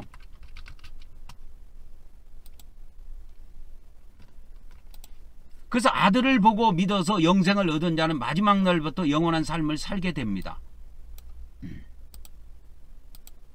그러나 공간복음은 뭘 다루고 있느냐? 그러니까 요한복음에서 키는 마지막 날입니다. 요한복음에서 예수님의 말씀의 핵심은 마지막 날이에요. 그러면 마지막 날부터 영생 얻는 거는 요한복음에서 우리가 언약을 받아갖고 확증을 받았는데, 마지막 날 이전에 있는 사건, 그러니까 죽을 때부터 시작해서 죽을 때부터 마지막 날 이전까지는 어떻게 되느냐 이거요. 죽을 때부터 시작해서 마지막 날 이전까지에 대한 사건들을 증언하는 말씀이 공간복음이다 이거예요. 공간복음은 죽을 때부터 시작해갖고 마지막 날 이전까지의 사건을 증언하고 있어요. 그래서 이 공간복음에 뭐가 나오느냐? 공간복음에 뭐가 나오느냐면 천국과 지옥이 나온다 이거요. 근데 자꾸 기독교에서는 이 천국과 지옥을 다룰 때 아들을 보고 믿어갖고 영생 얻었으면 천국 들어간다고 자꾸 이야기한다고. 그건 말이 안 됩니다. 그건 돌팔이들이 해석하는 거예요. 여러분, 제가 돌팔이라고 이야기했을 때는 그 많은 확증이 있기 때문에 돌팔이라고 하는 거예요. 이 의미를 모르는 사람은 토를 달면 안 돼요. 뭐가 틀린지 뭐가 맞는지도 모르는 거예요. 그들은 아직도. 그래서 요한복음에 아들을 보고 믿어서 영생을 얻는 것은 언제부터다? 마지막 날부터 영생의 삶을 살게 됩니다. 그러나 이 공간복음은 우리에게 뭐를 제시해주고 있냐면 죽을 때부터 마지막 날 이전까지의 그걸 다뤄주고 있어요. 그래서 이 우리 믿는 사람들이, 예수님을 믿는 사람들, 아들을 믿는 사람들, 그래서 예수님을 믿어갖고 영생 얻은 사람들이 죽을 때부터 마지막 날 이전까지의 이 죽음의 세계, 저 세상에서의 있는 일들을 다뤄주고 있다니까. 그 일들을 증언하고 있는 것이 공간복음이에요. 근데 우리 기독교 구원론은 왜 내가 돌팔이식으로 돼 있다고 말을 하냐면, 자, 아들을 보고 믿어서 영생 얻는 것은 요한복음에서 다뤄주고 있습니다. 근데 요한복음은 천국과 지옥이 전혀 안 나와요. 안 나옵니다. 하나님 나라만 나와요. 이 요한복음은 하나님 나라가 2번 나옵니다. 요한복음 3장에. 그러니까 하나님의 나라에서, 그러니까 이들이 어디에서 삶을 살냐면 하나님 나라에서 영생의 삶을 살게 되는 겁니다. 요한복음은. 근데 언제부터 영생을 하냐면 마지막 날부터예요. 근데 공간복음은 마지막 날 이전까지에 있는 것을 다뤄주고 있다니까. 공간복음은 마지막 날 이전에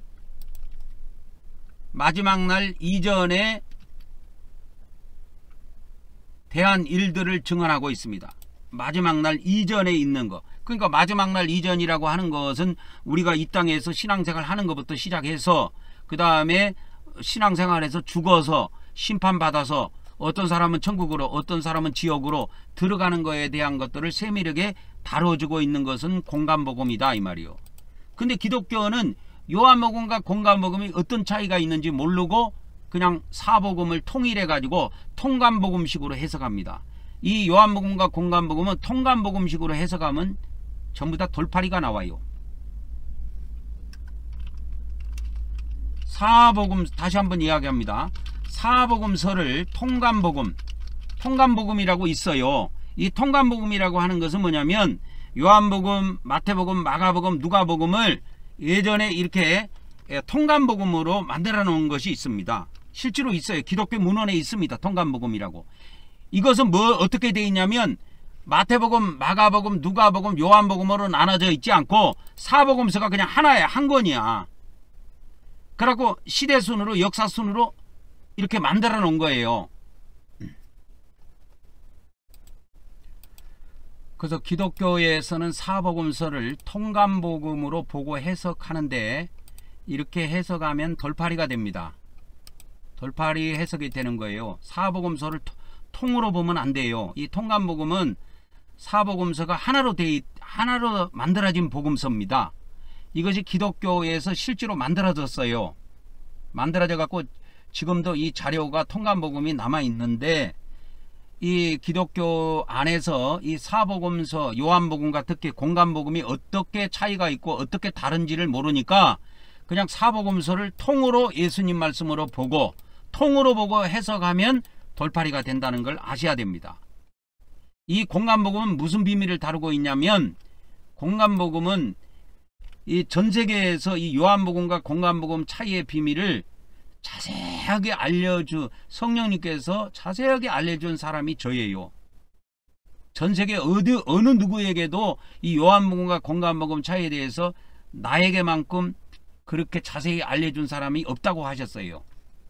그래서 저는 이 요한복음과 공간복음 차이를 자세히 꿰뚫고 있는데, 그거는 내 머리에서 나온 것이 아니고 성령님의 가르침입니다.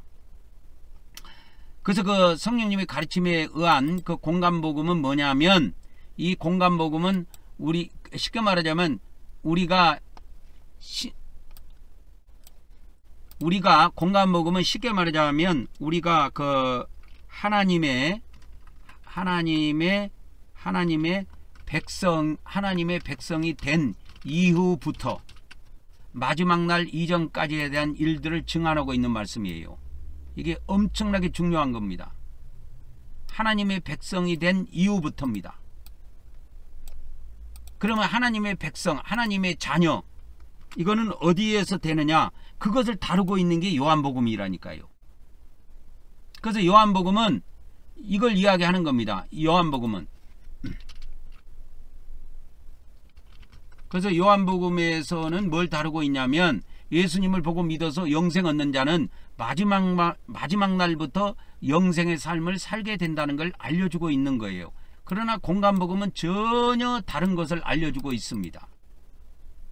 근데 신약에서 이와 같이 신약에서 요한복음과 공관복음은 어떤 차이가 있습니까? 이런 것을 책도 존재하지 않을 뿐만 아니라 이걸 가르쳐주는 신학 자체가 없어요. 저는 신학계에서 이런 거에 대해서 한 번도 들어본 적이 없습니다. 그래서 성령님은 저에게 몇십 년 전에 이 요한복음과 공관복음 차이에 대한 비밀을 자세히 알려주셨는데, 그래서 이거에 대한 것을 제가 그때 타이핑되고 기록으로 남겨가지고 이것이 양으로도 상당하게 많은 양으로 이렇게 남아 있습니다. 그래서 요한복음은 예수님을 보고 믿어서 영생 얻는 자는 마지막 날부터 영원한 삶을 산다. 그러나 공관복음은 이제 이렇게 예수님을 믿고 영생을 얻어서 하나님의 자녀가 됐어. 하나님의 백성이 되었어. 그때부터 마지막 날 이전까지의 일들, 그때부터 마지막 날 이전까지의 일들을 알려주고 있는 것이 공관복음입니다. 그러면 이 마지막 날 이전까지 이 세상에서 있는 일도 있고 저 세상에서 해야 될 일들이 있어. 그래서 이 공관복음에 보면은 저 세상에 대한 것도 나오고 이 세상에 대해서 해야 될 일도 나오고 그래요. 그래서 공관복음 안에 보면 저 세상에 대한 일들이 나오는데 천국과 지옥이에요. 이 마가복음과 누가복음에는 천국이라는 단어를 안 쓰고 하나님 나라라는 단어를 씁니다. 그래서 거기에는 마가복음과 누가복음에는 지옥이 나오지만 천국이라는 단어는 안 나와요. 천국은 마태복음에만 나옵니다. 그러니까 마가복음, 누가복음에는 하나님의 나라라고만 나와요. 어찌됐든 이 공관복음을 정리하자면 우리가 하나님의 백성이 된 이후부터 시작해갖고 마지막 날 이전까지의 일들을 증언하고 있는 말씀이다. 이 공관복음과 요한복음을 이 사복음서를 통관복음으로 보고 해석하면 안 된다고 하는 겁니다.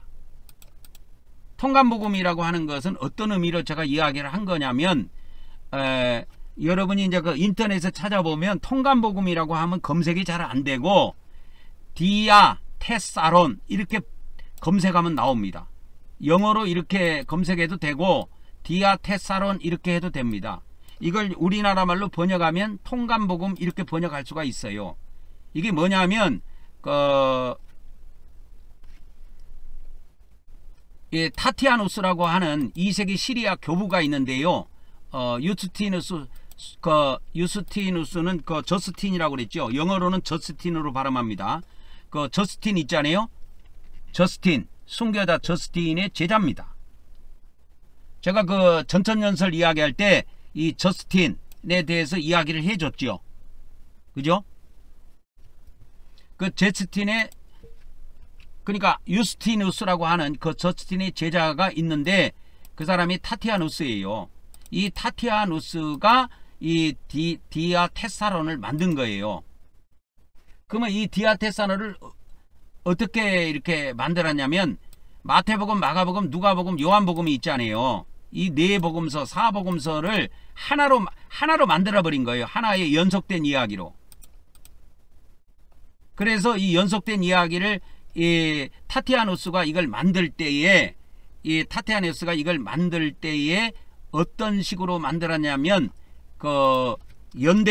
연대기적 순서에 입각해서, 그러니까 자기가 보기에 이거를 시간 순서대로 배열해 갖고 이 순서가 맞다고 그거를 정해 가지고 연대계 순으로 이거를 만든 겁니다.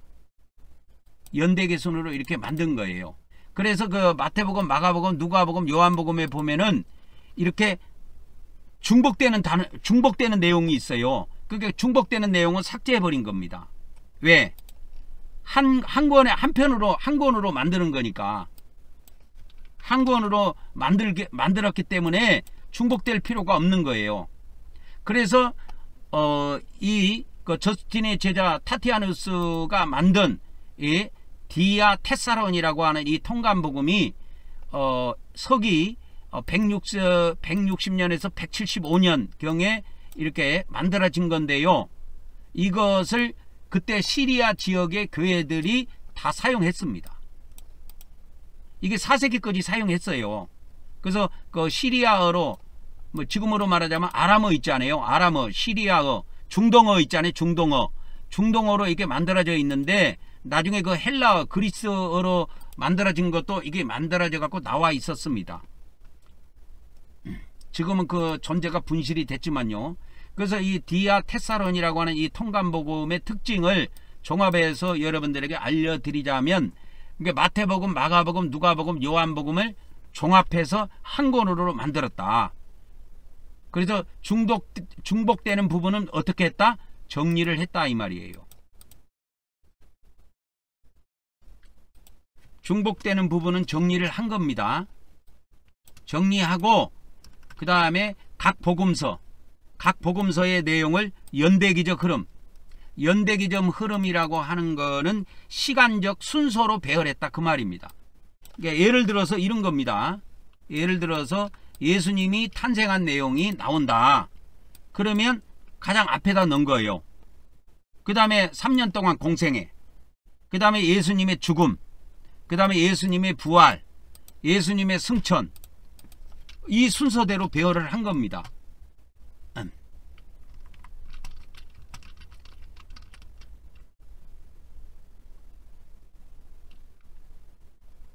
그래서 시간적 순차적으로 배열을 한 겁니다.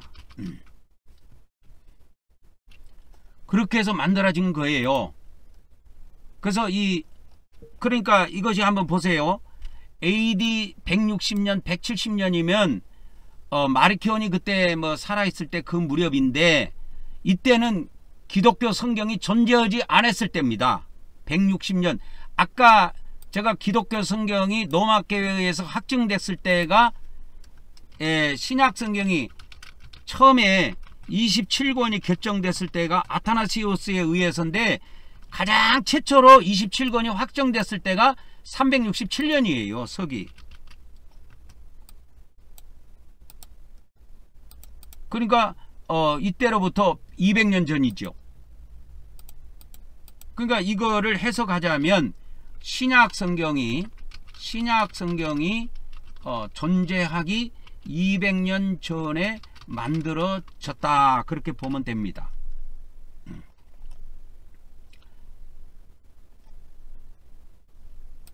그래서 신약 성경 사복음서가 정경으로 만들어지기 전에 많은 성도들이 읽고 이해하기 좋다 이 말이요. 시간 순서대로 배열이 되어 있으니까. 시간 순서대로. 지금 마태복음, 마가복음, 누가복음, 요한복음은 시간 순서대로 배열되어 있는 게 아니에요. 그래서 저스틴의 제자 타티아누스라고 하는 이 사람이, 이 교부가 이거를 만들 때에 이렇게 중복된 거 있죠. 이런 거라든지 이런 거, 그 다음에 일부 복음서 고유 문구나 신학적 강조점은 생략하기도 했다. 그래서 생략한 것들이 들어 있습니다. 그래서 요한복음의 고유한 신학 표현 일부는 약화되었다 하고 볼 수가 있습니다. 그래서 아까도 이야기했지만 시리아 교회가 4세기까지 이것을 교회의 정식 복음서로 사용이 됐어요. 그래서 나중에 그 마태복음, 마가복음, 누가복음, 요한복음, 나중에 그 사복음서를 각각의 독립된 정경으로 존중해야 한다는 입장이 강화되면서 점차 이것이 사용되지 않은 거예요. 그래서 지금 우리 기독교 성경에는 통감복음이 들어와 있지 않고 이와 같이 분리되어 있는 마태복음, 마가복음, 누가복음, 요한복음으로 각각 분리되어 있도록 그렇게 분리되어서 성경에 들어와 있는 겁니다.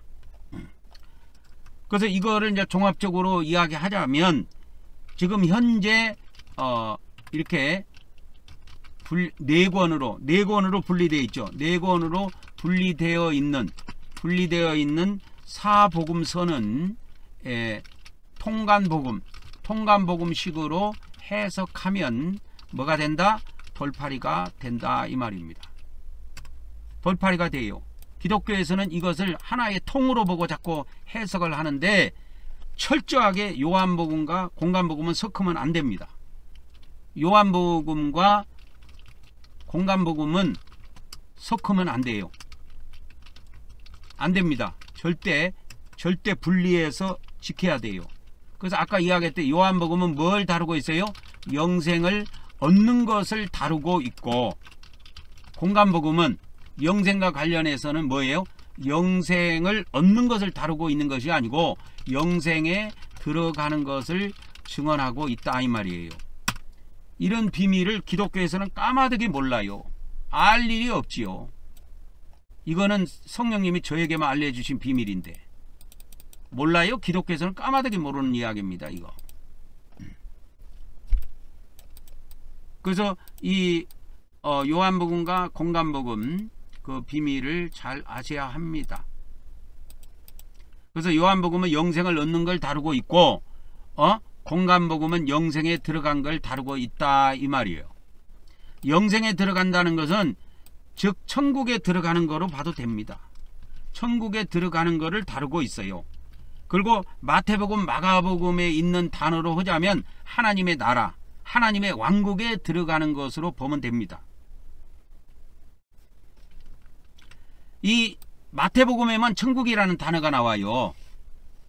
마가복음에는 천국이라는 단어가 한 번도 안 나옵니다.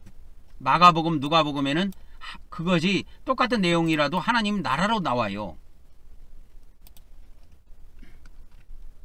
그러면 이제 지금부터는 그러면 요한복음과 공간복음의 핵심 차이에 대해서 알려드리도록 하겠습니다. 많은 차이가 있어요. 세밀한 차이로 들어가자면 많은 차이가 있는데 그 영생과 관련해서 핵심 차이를 이야기한다면 영생과 관련해서 이게 핵심 차이를 이야기한다면 요한복음은 영생을 얻는 것을 다루고 있습니다. 이게 6번 등장해요. 그리고 공간복음에는 가보면 영생에 들어가는 것이 5번 나옵니다. 5번. 그래서 어저께도 제가 이 성경 기저를 일부 인용해서 알려드렸는데 이런 기초적인 것부터 알아야 돼요. 우리 기독교 목사들이. 뭐 구원론만 이야기하면 예수님의 말씀은 한마디도 안 나오고 말이야. 바울 서신 갖다 놓고 말이야. 예전에 그 어거스틴이 1600년 전에 이야기했던, 지금으로부터 500년 전에 칼빈이 이야기했던 뭐 이신득이나 이야기하고 있건 말이야. 엉뚱한 소리만 하면 안 된다 이 말이야. 뭐 우리가 바울을 믿어서 구원받는 거 아니에요.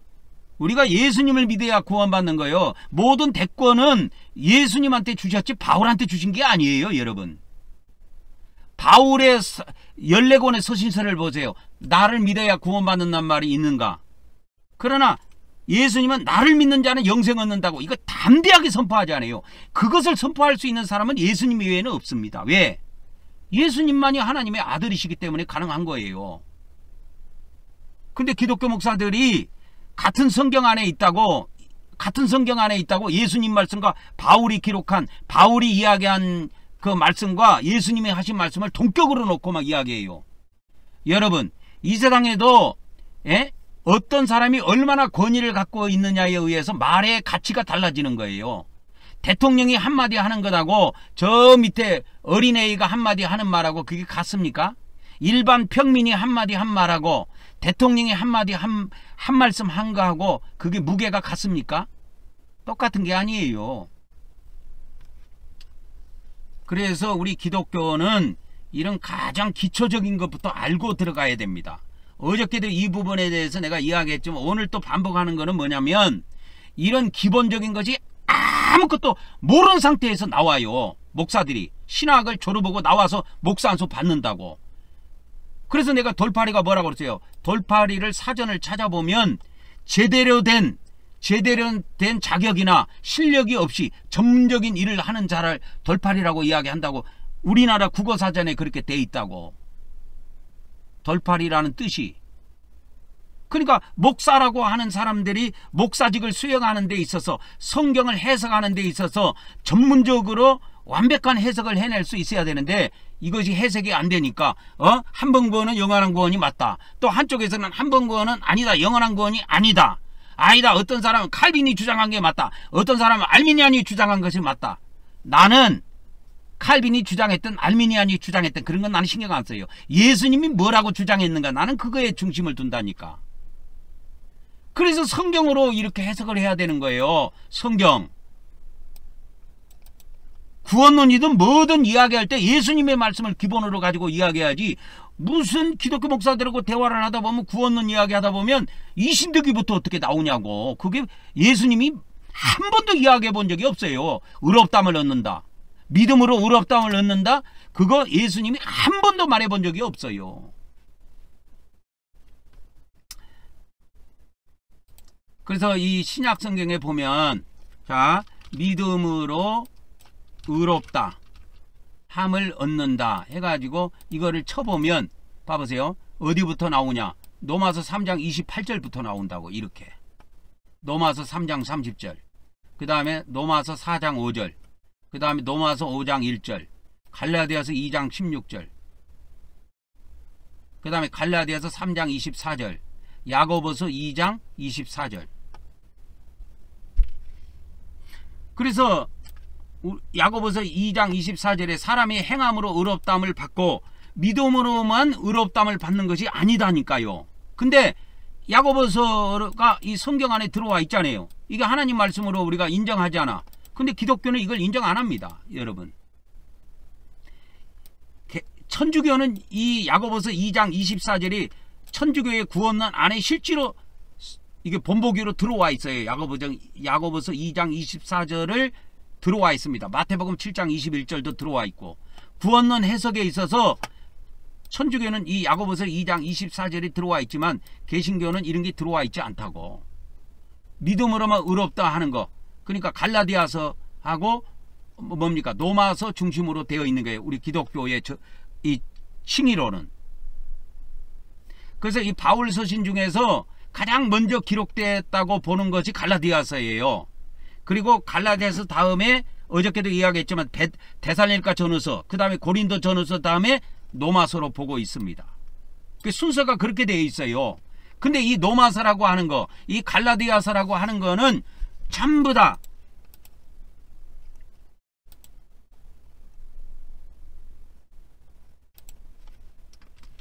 근데 여기다가 기록해 드릴게요. 기독교 구원론의 뿌리, 기독교의 구원의 기초 말씀이 이 갈라디아서, 로마서와 갈라디아서에 나오는데, 갈라디아에서 나옵니다. 뭐요? 믿음으로 의롭다 함을 얻는다. 이게 나옵니다. 근데 로마서와 이 갈라디아서는 사복음서 이전에 기록이 됩니다. 사복음서 이전에 기록된 것으로 판명이 된다. 기록된 것으로 판단된다, 그렇게 해요. 로마서와 갈라디아서는 사복음서 이전에 기록된 걸로 나와요. 특히 이 사도 요한이 기록한 요한복음보다 몇십 년 전에 기록된 겁니다. 그래서 이 갈라디아서는 사도 바울 서신 중에 가장 먼저 기록된 걸로 보고 있습니다. 갈라디아서와 로마서는 사복음서 이전에 기록된 것으로 판단이 되고 있어요. 지금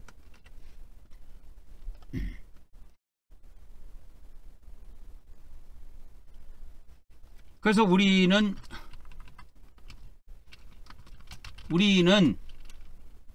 예수님을 믿어야 구원받고,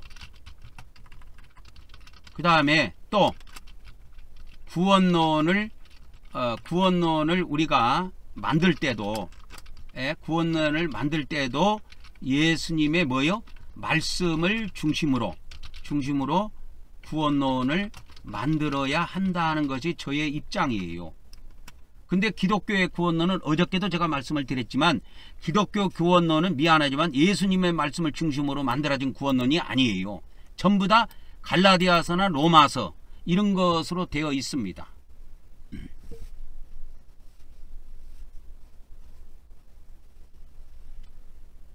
그래서 쉽게 말하자면 사도 바울 서신을 중심으로 해서 만들어졌다 그 말이요. 예수님의 말씀을 중심으로 해서 기독교 구원론이 만들어지지 않았습니다, 여러분.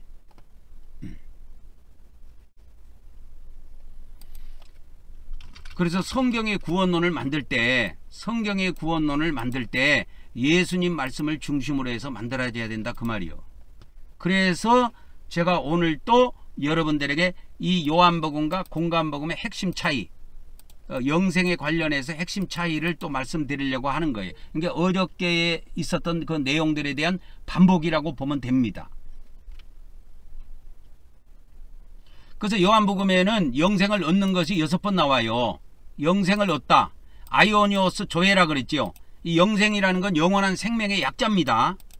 영원한 생명의 약자예요. 얻다라는 것은 에코라는 단어, 소유하다, 그런 의미를 갖고 있습니다. 그래서 우리가 영생을 얻는 것은 이 땅에서 얻는 거예요. 이것이 아버지 뜻이에요.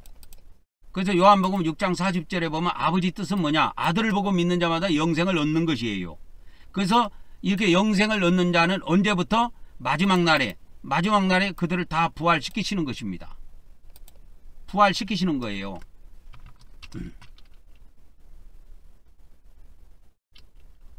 그래서 요한복음의 핵심은 믿음으로 뭘 얻는다?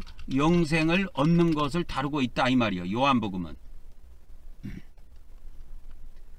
그래서 이 영생이라고 하는 것이 요한복음에 많이 나오는데 영원한 생명을 줄임말입니다.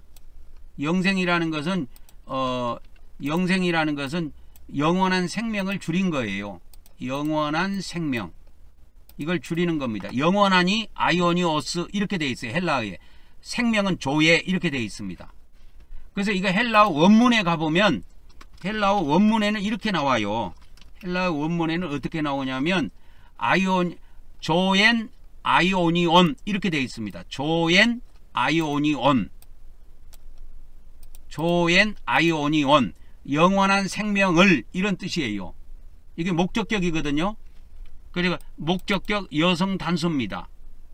그렇기 때문에 영원한 아이오니온 하면 영원한, 영어로는 이터널입니다. 이터널 라이프.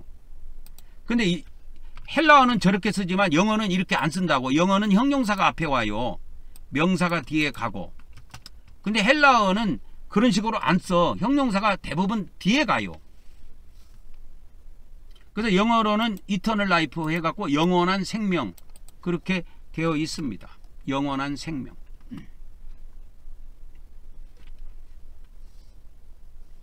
그래서 이 영원한 생명, 영생을 얻는다, 얻다 할 때 이게 에코라고 그랬죠. 에코, 소유하다, 가지다, 소유하다 그 말입니다. 영원한 생명을 믿는 자는 영원한 생명을 소유한다는 거예요. 언제? 현재 이 지구상에 있을 때. 그래서 이 영생을 얻는 것은 예수님은 땅의 일이라고 표현한 겁니다. 땅의 일. 그래서 이거는 땅의 일에 해당됩니다. 그래서 요한복음에 예수님이 이야기하신 대목이 나오는데 내가 너희들에게 땅의 일을 말하여도 믿지 않는데 하물며 하늘의 일을 말하면 믿겠느냐, 이런 말씀한 것이 요한복음 3장 12절에 나오는데 이 땅의 일이라고 하는 것은 이 땅에서 영생을 얻는 걸 이야기합니다. 땅의 일을 말하여도 너희가 믿지 않거든 하늘에서 있는 일들이 또 있어요. 요한복음 3장 12절에 보면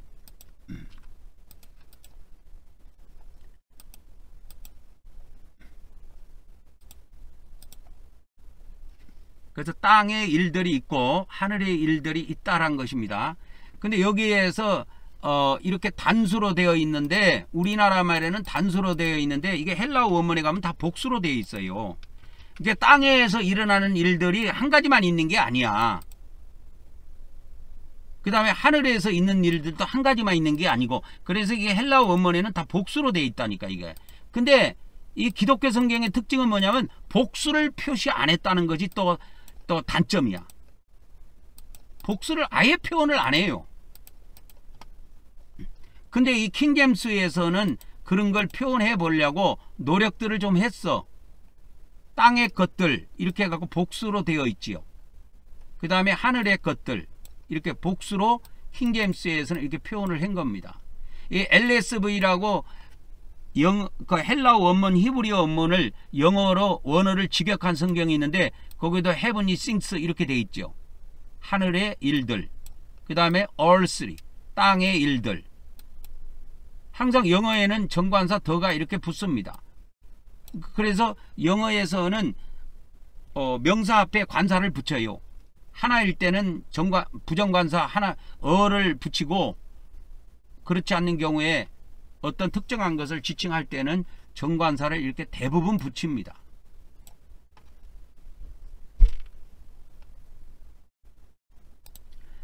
그래서 요한복음 3장 16절 기독교인들이 좋아하는 성경 기절이죠. 하나님이 세상을 이처럼 사랑하사 독생자, 뭡니까? 독생하신 아들을 주셨으니 그를 믿는 자마다 멸망하지 않고 뭐요? 영원한 생명. 아이오니오스의 조예, 영원한 생명. 아까 헬라어 원문에는 조엔 아이오니온 그런다고 그랬죠. 그래서 영원한 생명 이렇게 되는 겁니다. 근데 헬라어는 이게 형용사가 주로 뒤에 가서 붙어서 써요. 앞에서 쓰는 경우도 쓰기는 하는데 거의 드뭅니다. 찾아보기 쉽지 않아요. 근데 영어는 형용사가 하나일 경우에는 항상 명사 앞에 쓰지요. 이렇게 eternal life 이런 식으로. 그래서 영생을 얻는 것을 다루고 있다. 그래서 영생을 얻는 것은 뭐냐? 믿음이다 이렇게 나옵니다. 예수님을 믿음으로 영생을 얻는 것으로 되어 있어요. 요한복음 5장 24절에도 나를 보내신 이를 믿는 자, 여기는 나를 보내신 이는 하나님 아버지를 말합니다. 내 말을 듣고. 그래서 요한복음 3장 16절에는 예수님을 믿는 자는 영생 얻는다 이렇게 되어 있고, 요한복음 5장 24절에는 하나님 아버지를 믿는 자는 영생을 얻는다 이렇게 되어 있습니다. 이게 얻었고 과거로 되어 있는데 이게 헬라어 원문에 가보면 과거가 아닙니다. 요한복음 5장 24절을 제가 한번 찾아 드릴게요. 요한복음 5장 24절을 이렇게 보면은 과거가 아닙니다. 과거가 아니에요. 그래서 영생을 얻었고 이랬는데 조엔, 아이오니, 여기서 동사 현재 직설법이죠. 가지고 있고 이렇게 되어 있습니다. 지금 소유하고 있고 현재 가지고 있는 겁니다. 과거형이 아니에요. 이게 헬라어에는 현재형으로 되어 있습니다. 현재형. 근데 이런 것도 얻었고, 그러니까 이 성경이, 기독교 성경이 이런 걸 번역해 놓고 이게 틀린지 맞는지도 몰라요. 기독교에서는, 대한성서공회에서는 이게 맞는지 틀린지도 모른다고.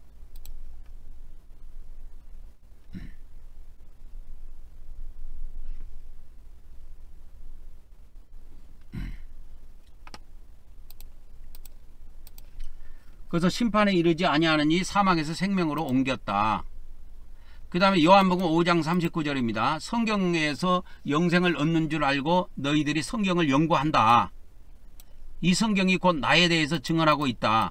그러니까 성경을 통해서 우리가 왜 성경을 연구하느냐? 성경을 연구하는 목적이 뭐냐? 영생을 얻으려고 성경을 연구한다는 거예요. 영생을 얻는다.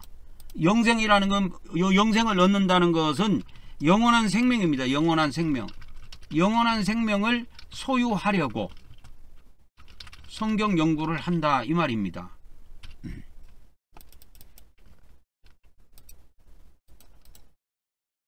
그 다음에 요한복음 5장 40절에도 너희가 영생을 얻기 위하여 내게 오기를 원치 않는다 해가지고 여기서 영생이라는 단어를 썼는데 헬라어 원문에 가보면 여기서는 생명으로만 돼 있어요. 조예.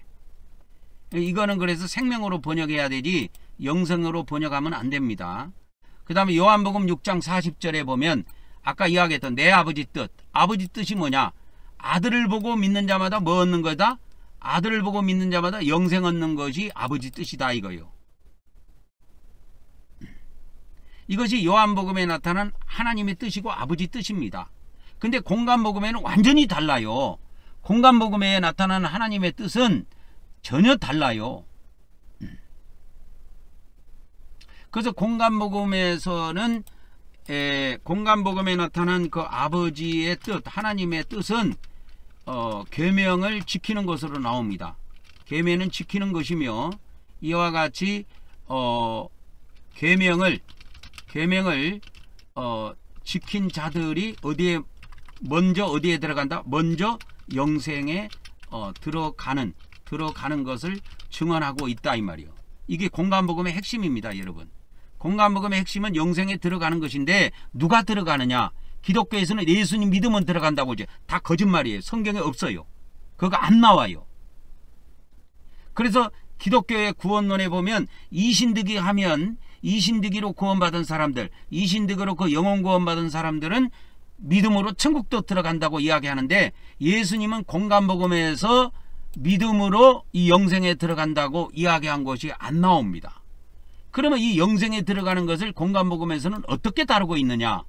그거를 우리가 성경에서 직접 찾아봐야 돼요.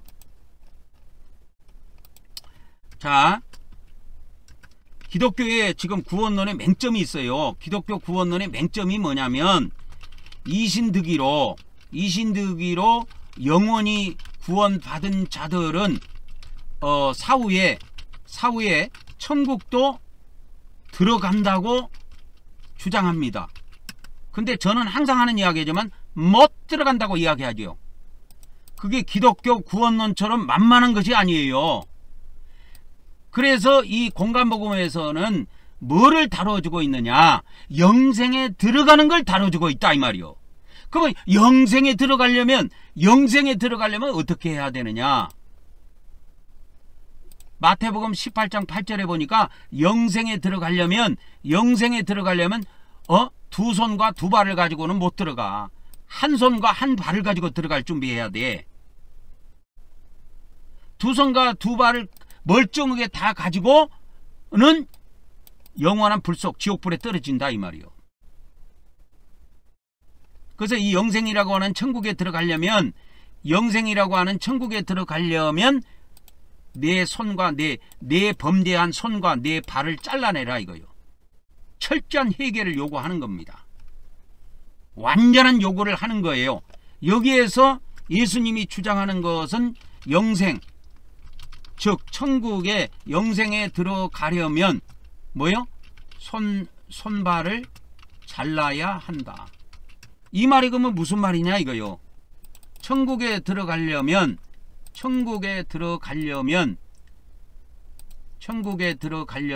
어떻게 한다? 철저한 회개가 필요하다, 그런 의미입니다. 그래서 우리 한국 경배교회는 매주에 제가 주일마다 회개를 같이 하도록 요구하고 있고, 회개하고 난 다음에는 예수님의 피를 뿌려서 우리의 모든 죄를 다 깨끗하게 해버립니다. 근데 기독교의 목사들, 대부분 기독교 목사들은 그렇게 철저히 하지 않아요. 왜 그렇게 하지 않느냐? 그들이 가지고 있는 이신득이, 그 돌파리식으로 만들어진 이신득이 구원론과 그 이신득이 구원론으로 구원받은 사람들은 천국도 바로 들어간다고 하는 돌파리 구원론 때문에 그런 겁니다. 그래서 마태복음 18장 9절에도 내가 영생에 들어가려고 하느냐?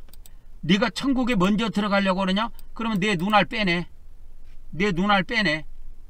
너 눈알 빼내지 않으면 넌 지옥불에 들어간다 이거예요.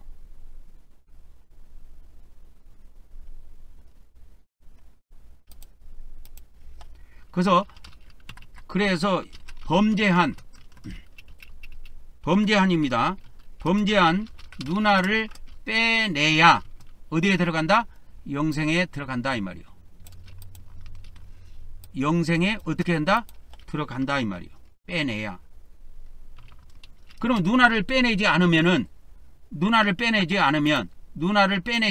어떻게 됩니까? 지옥에 들어간다 그 말입니다. 범죄한 눈알을 빼내지 않으면 어디에 들어간다? 지옥에 들어간다 이 말이요. 그러니까 예수님은 이 요한복음과 전혀 다른 차원에서 공간복음은 이렇게 기록되어 있어요. 근데 기독교 구원론은 예수님의 말씀이 아주 포함이 안 되어 있기 때문에, 전혀 포함이 안 되어 있고 사도 바울 서신을 중심으로 해서 만들어지기 때문에 이런 이야기가 전혀 안 나와요. 그리고 내가 기독교 목사들하고 이 구원론으로 논쟁할 때 보면은 이름 갖고 막 싸웁니다. 아니, 이신대기로 구원받으면 천국 들어가지 왜 못 들어가냐고 하면서 막 거품 묻고 달라듭니다. 자기가 그 거품 묻고 달라드는 것이 돌팔이라는 것을 자기가 전혀 모르고 그렇게 덤비는 거예요.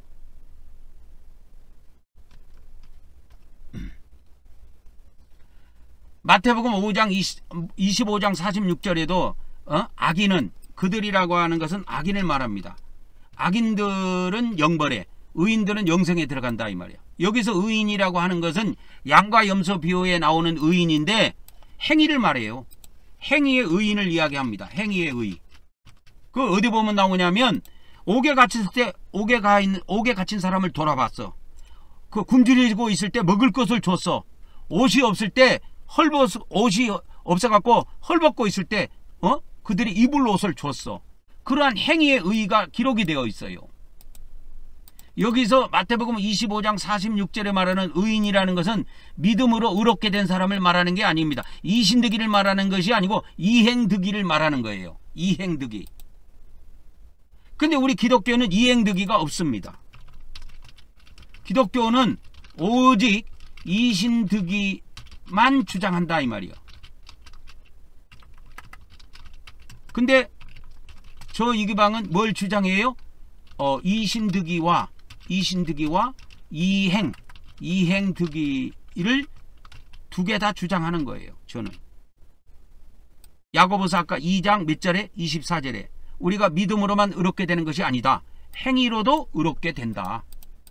그게 나와 있어요. 이것이 어디에 나온다고요? 야고보서 2장 24절에 나온다 그 말이요.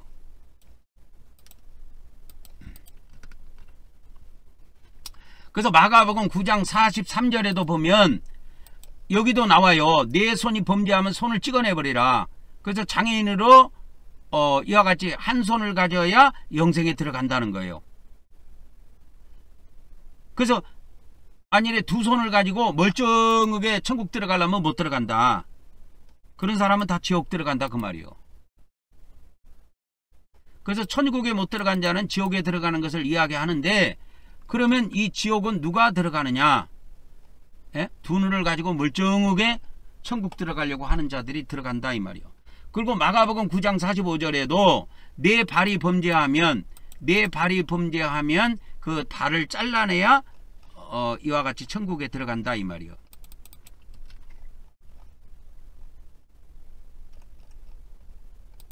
발을 잘라내야 이게 천국에 들어갑니다. 그래서 범죄한 발을 찍어내야 영생이라고 하는 천국에 들어가는 것입니다. 그렇지 않고는 다 지옥에 던져진다는 걸 아셔야 됩니다.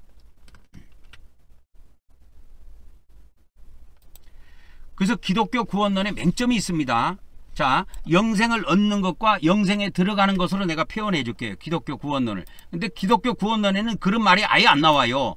제가 오늘 이야기한 것이 영생을 얻는 거, 요한복음은 영생을 얻는 거고 공간복음은 영생에 들어가는 걸 다루고 있는데 이걸 기독교 구원론을 이 두 개를 가지고 내가 이야기해 줄게. 개신교에서는 영생을 얻는 자는 영생에 들어가는 것으로 본다 이 말이요. 근데 그런 것은 성경에 없어요. 이걸 이제 기독교 언어로 바꿔서 이야기하면 믿음으로 이신득이로 이 말이요. 믿음으로 구원받은 영혼은 뭐 어쩐다? 육체가 죽으면 바로 천국에 들어간다. 이렇게 이야기하고 있다니까. 그렇게 믿고 있는 교단이 대부분입니다, 여러분. 기독교에서는. 알미니안이든 칼빈주의든 거의 마찬가지예요. 이신득이로 천국 들어간다고 대부분 봅니다.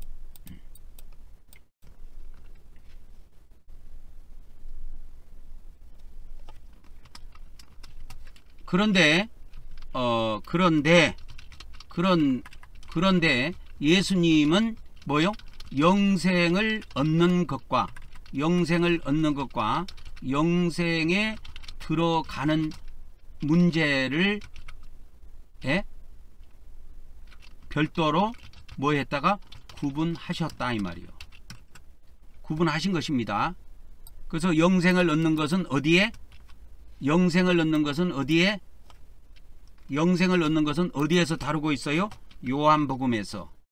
그 다음에 영생에 들어가는 문제는 어디에서 다루고 있어요? 영생에 들어가는 문제는 공간복음에서 다루고 있다 라고 하는 것을 아셔야 합니다. 그래서 오늘 또 벌써 시간이 많이 갔는데요. 이 기독교에서는 이와 같이 믿음으로 구원받은 영혼은 죽어서도 천국에 바로 들어간다고 보지만 예수님은 그렇게 보지 않고 있지요. 예수님은 뭐요? 영생에 들어가는 것과 영생을 얻는 것과 영생에 들어가는 문제를 별도로 구분하셨다 이 말이요. 그래서 예수님의 말씀을 종합하자면 예수님 말씀을 종합하면 영생을 얻은 자라도 영생에 바로 못 들어갈 수 있다 이 말이요. 바로 들어가려면 뭐 한다? 손을 잘라내야 된다. 발을 찍어내야 된다. 눈알을 빼내야 된다 이 말이요. 철저한 해결을 요구하고 있는 겁니다. 그래서 오늘은 여기까지, 시간이 많이 가서 오늘은 여기까지 하고 마치도록 하겠습니다. 그래서 예수님의 말씀을 종합하면 영생을 얻는 자라도 바로 영생에 못 들어갈 수 있다. 죽어서 사후에 바로 이 말입니다. 사후에 바로 영생에 못 들어갈 수가 있다 라고 하는 것입니다. 오늘 여기까지 하고 마치도록 하겠습니다.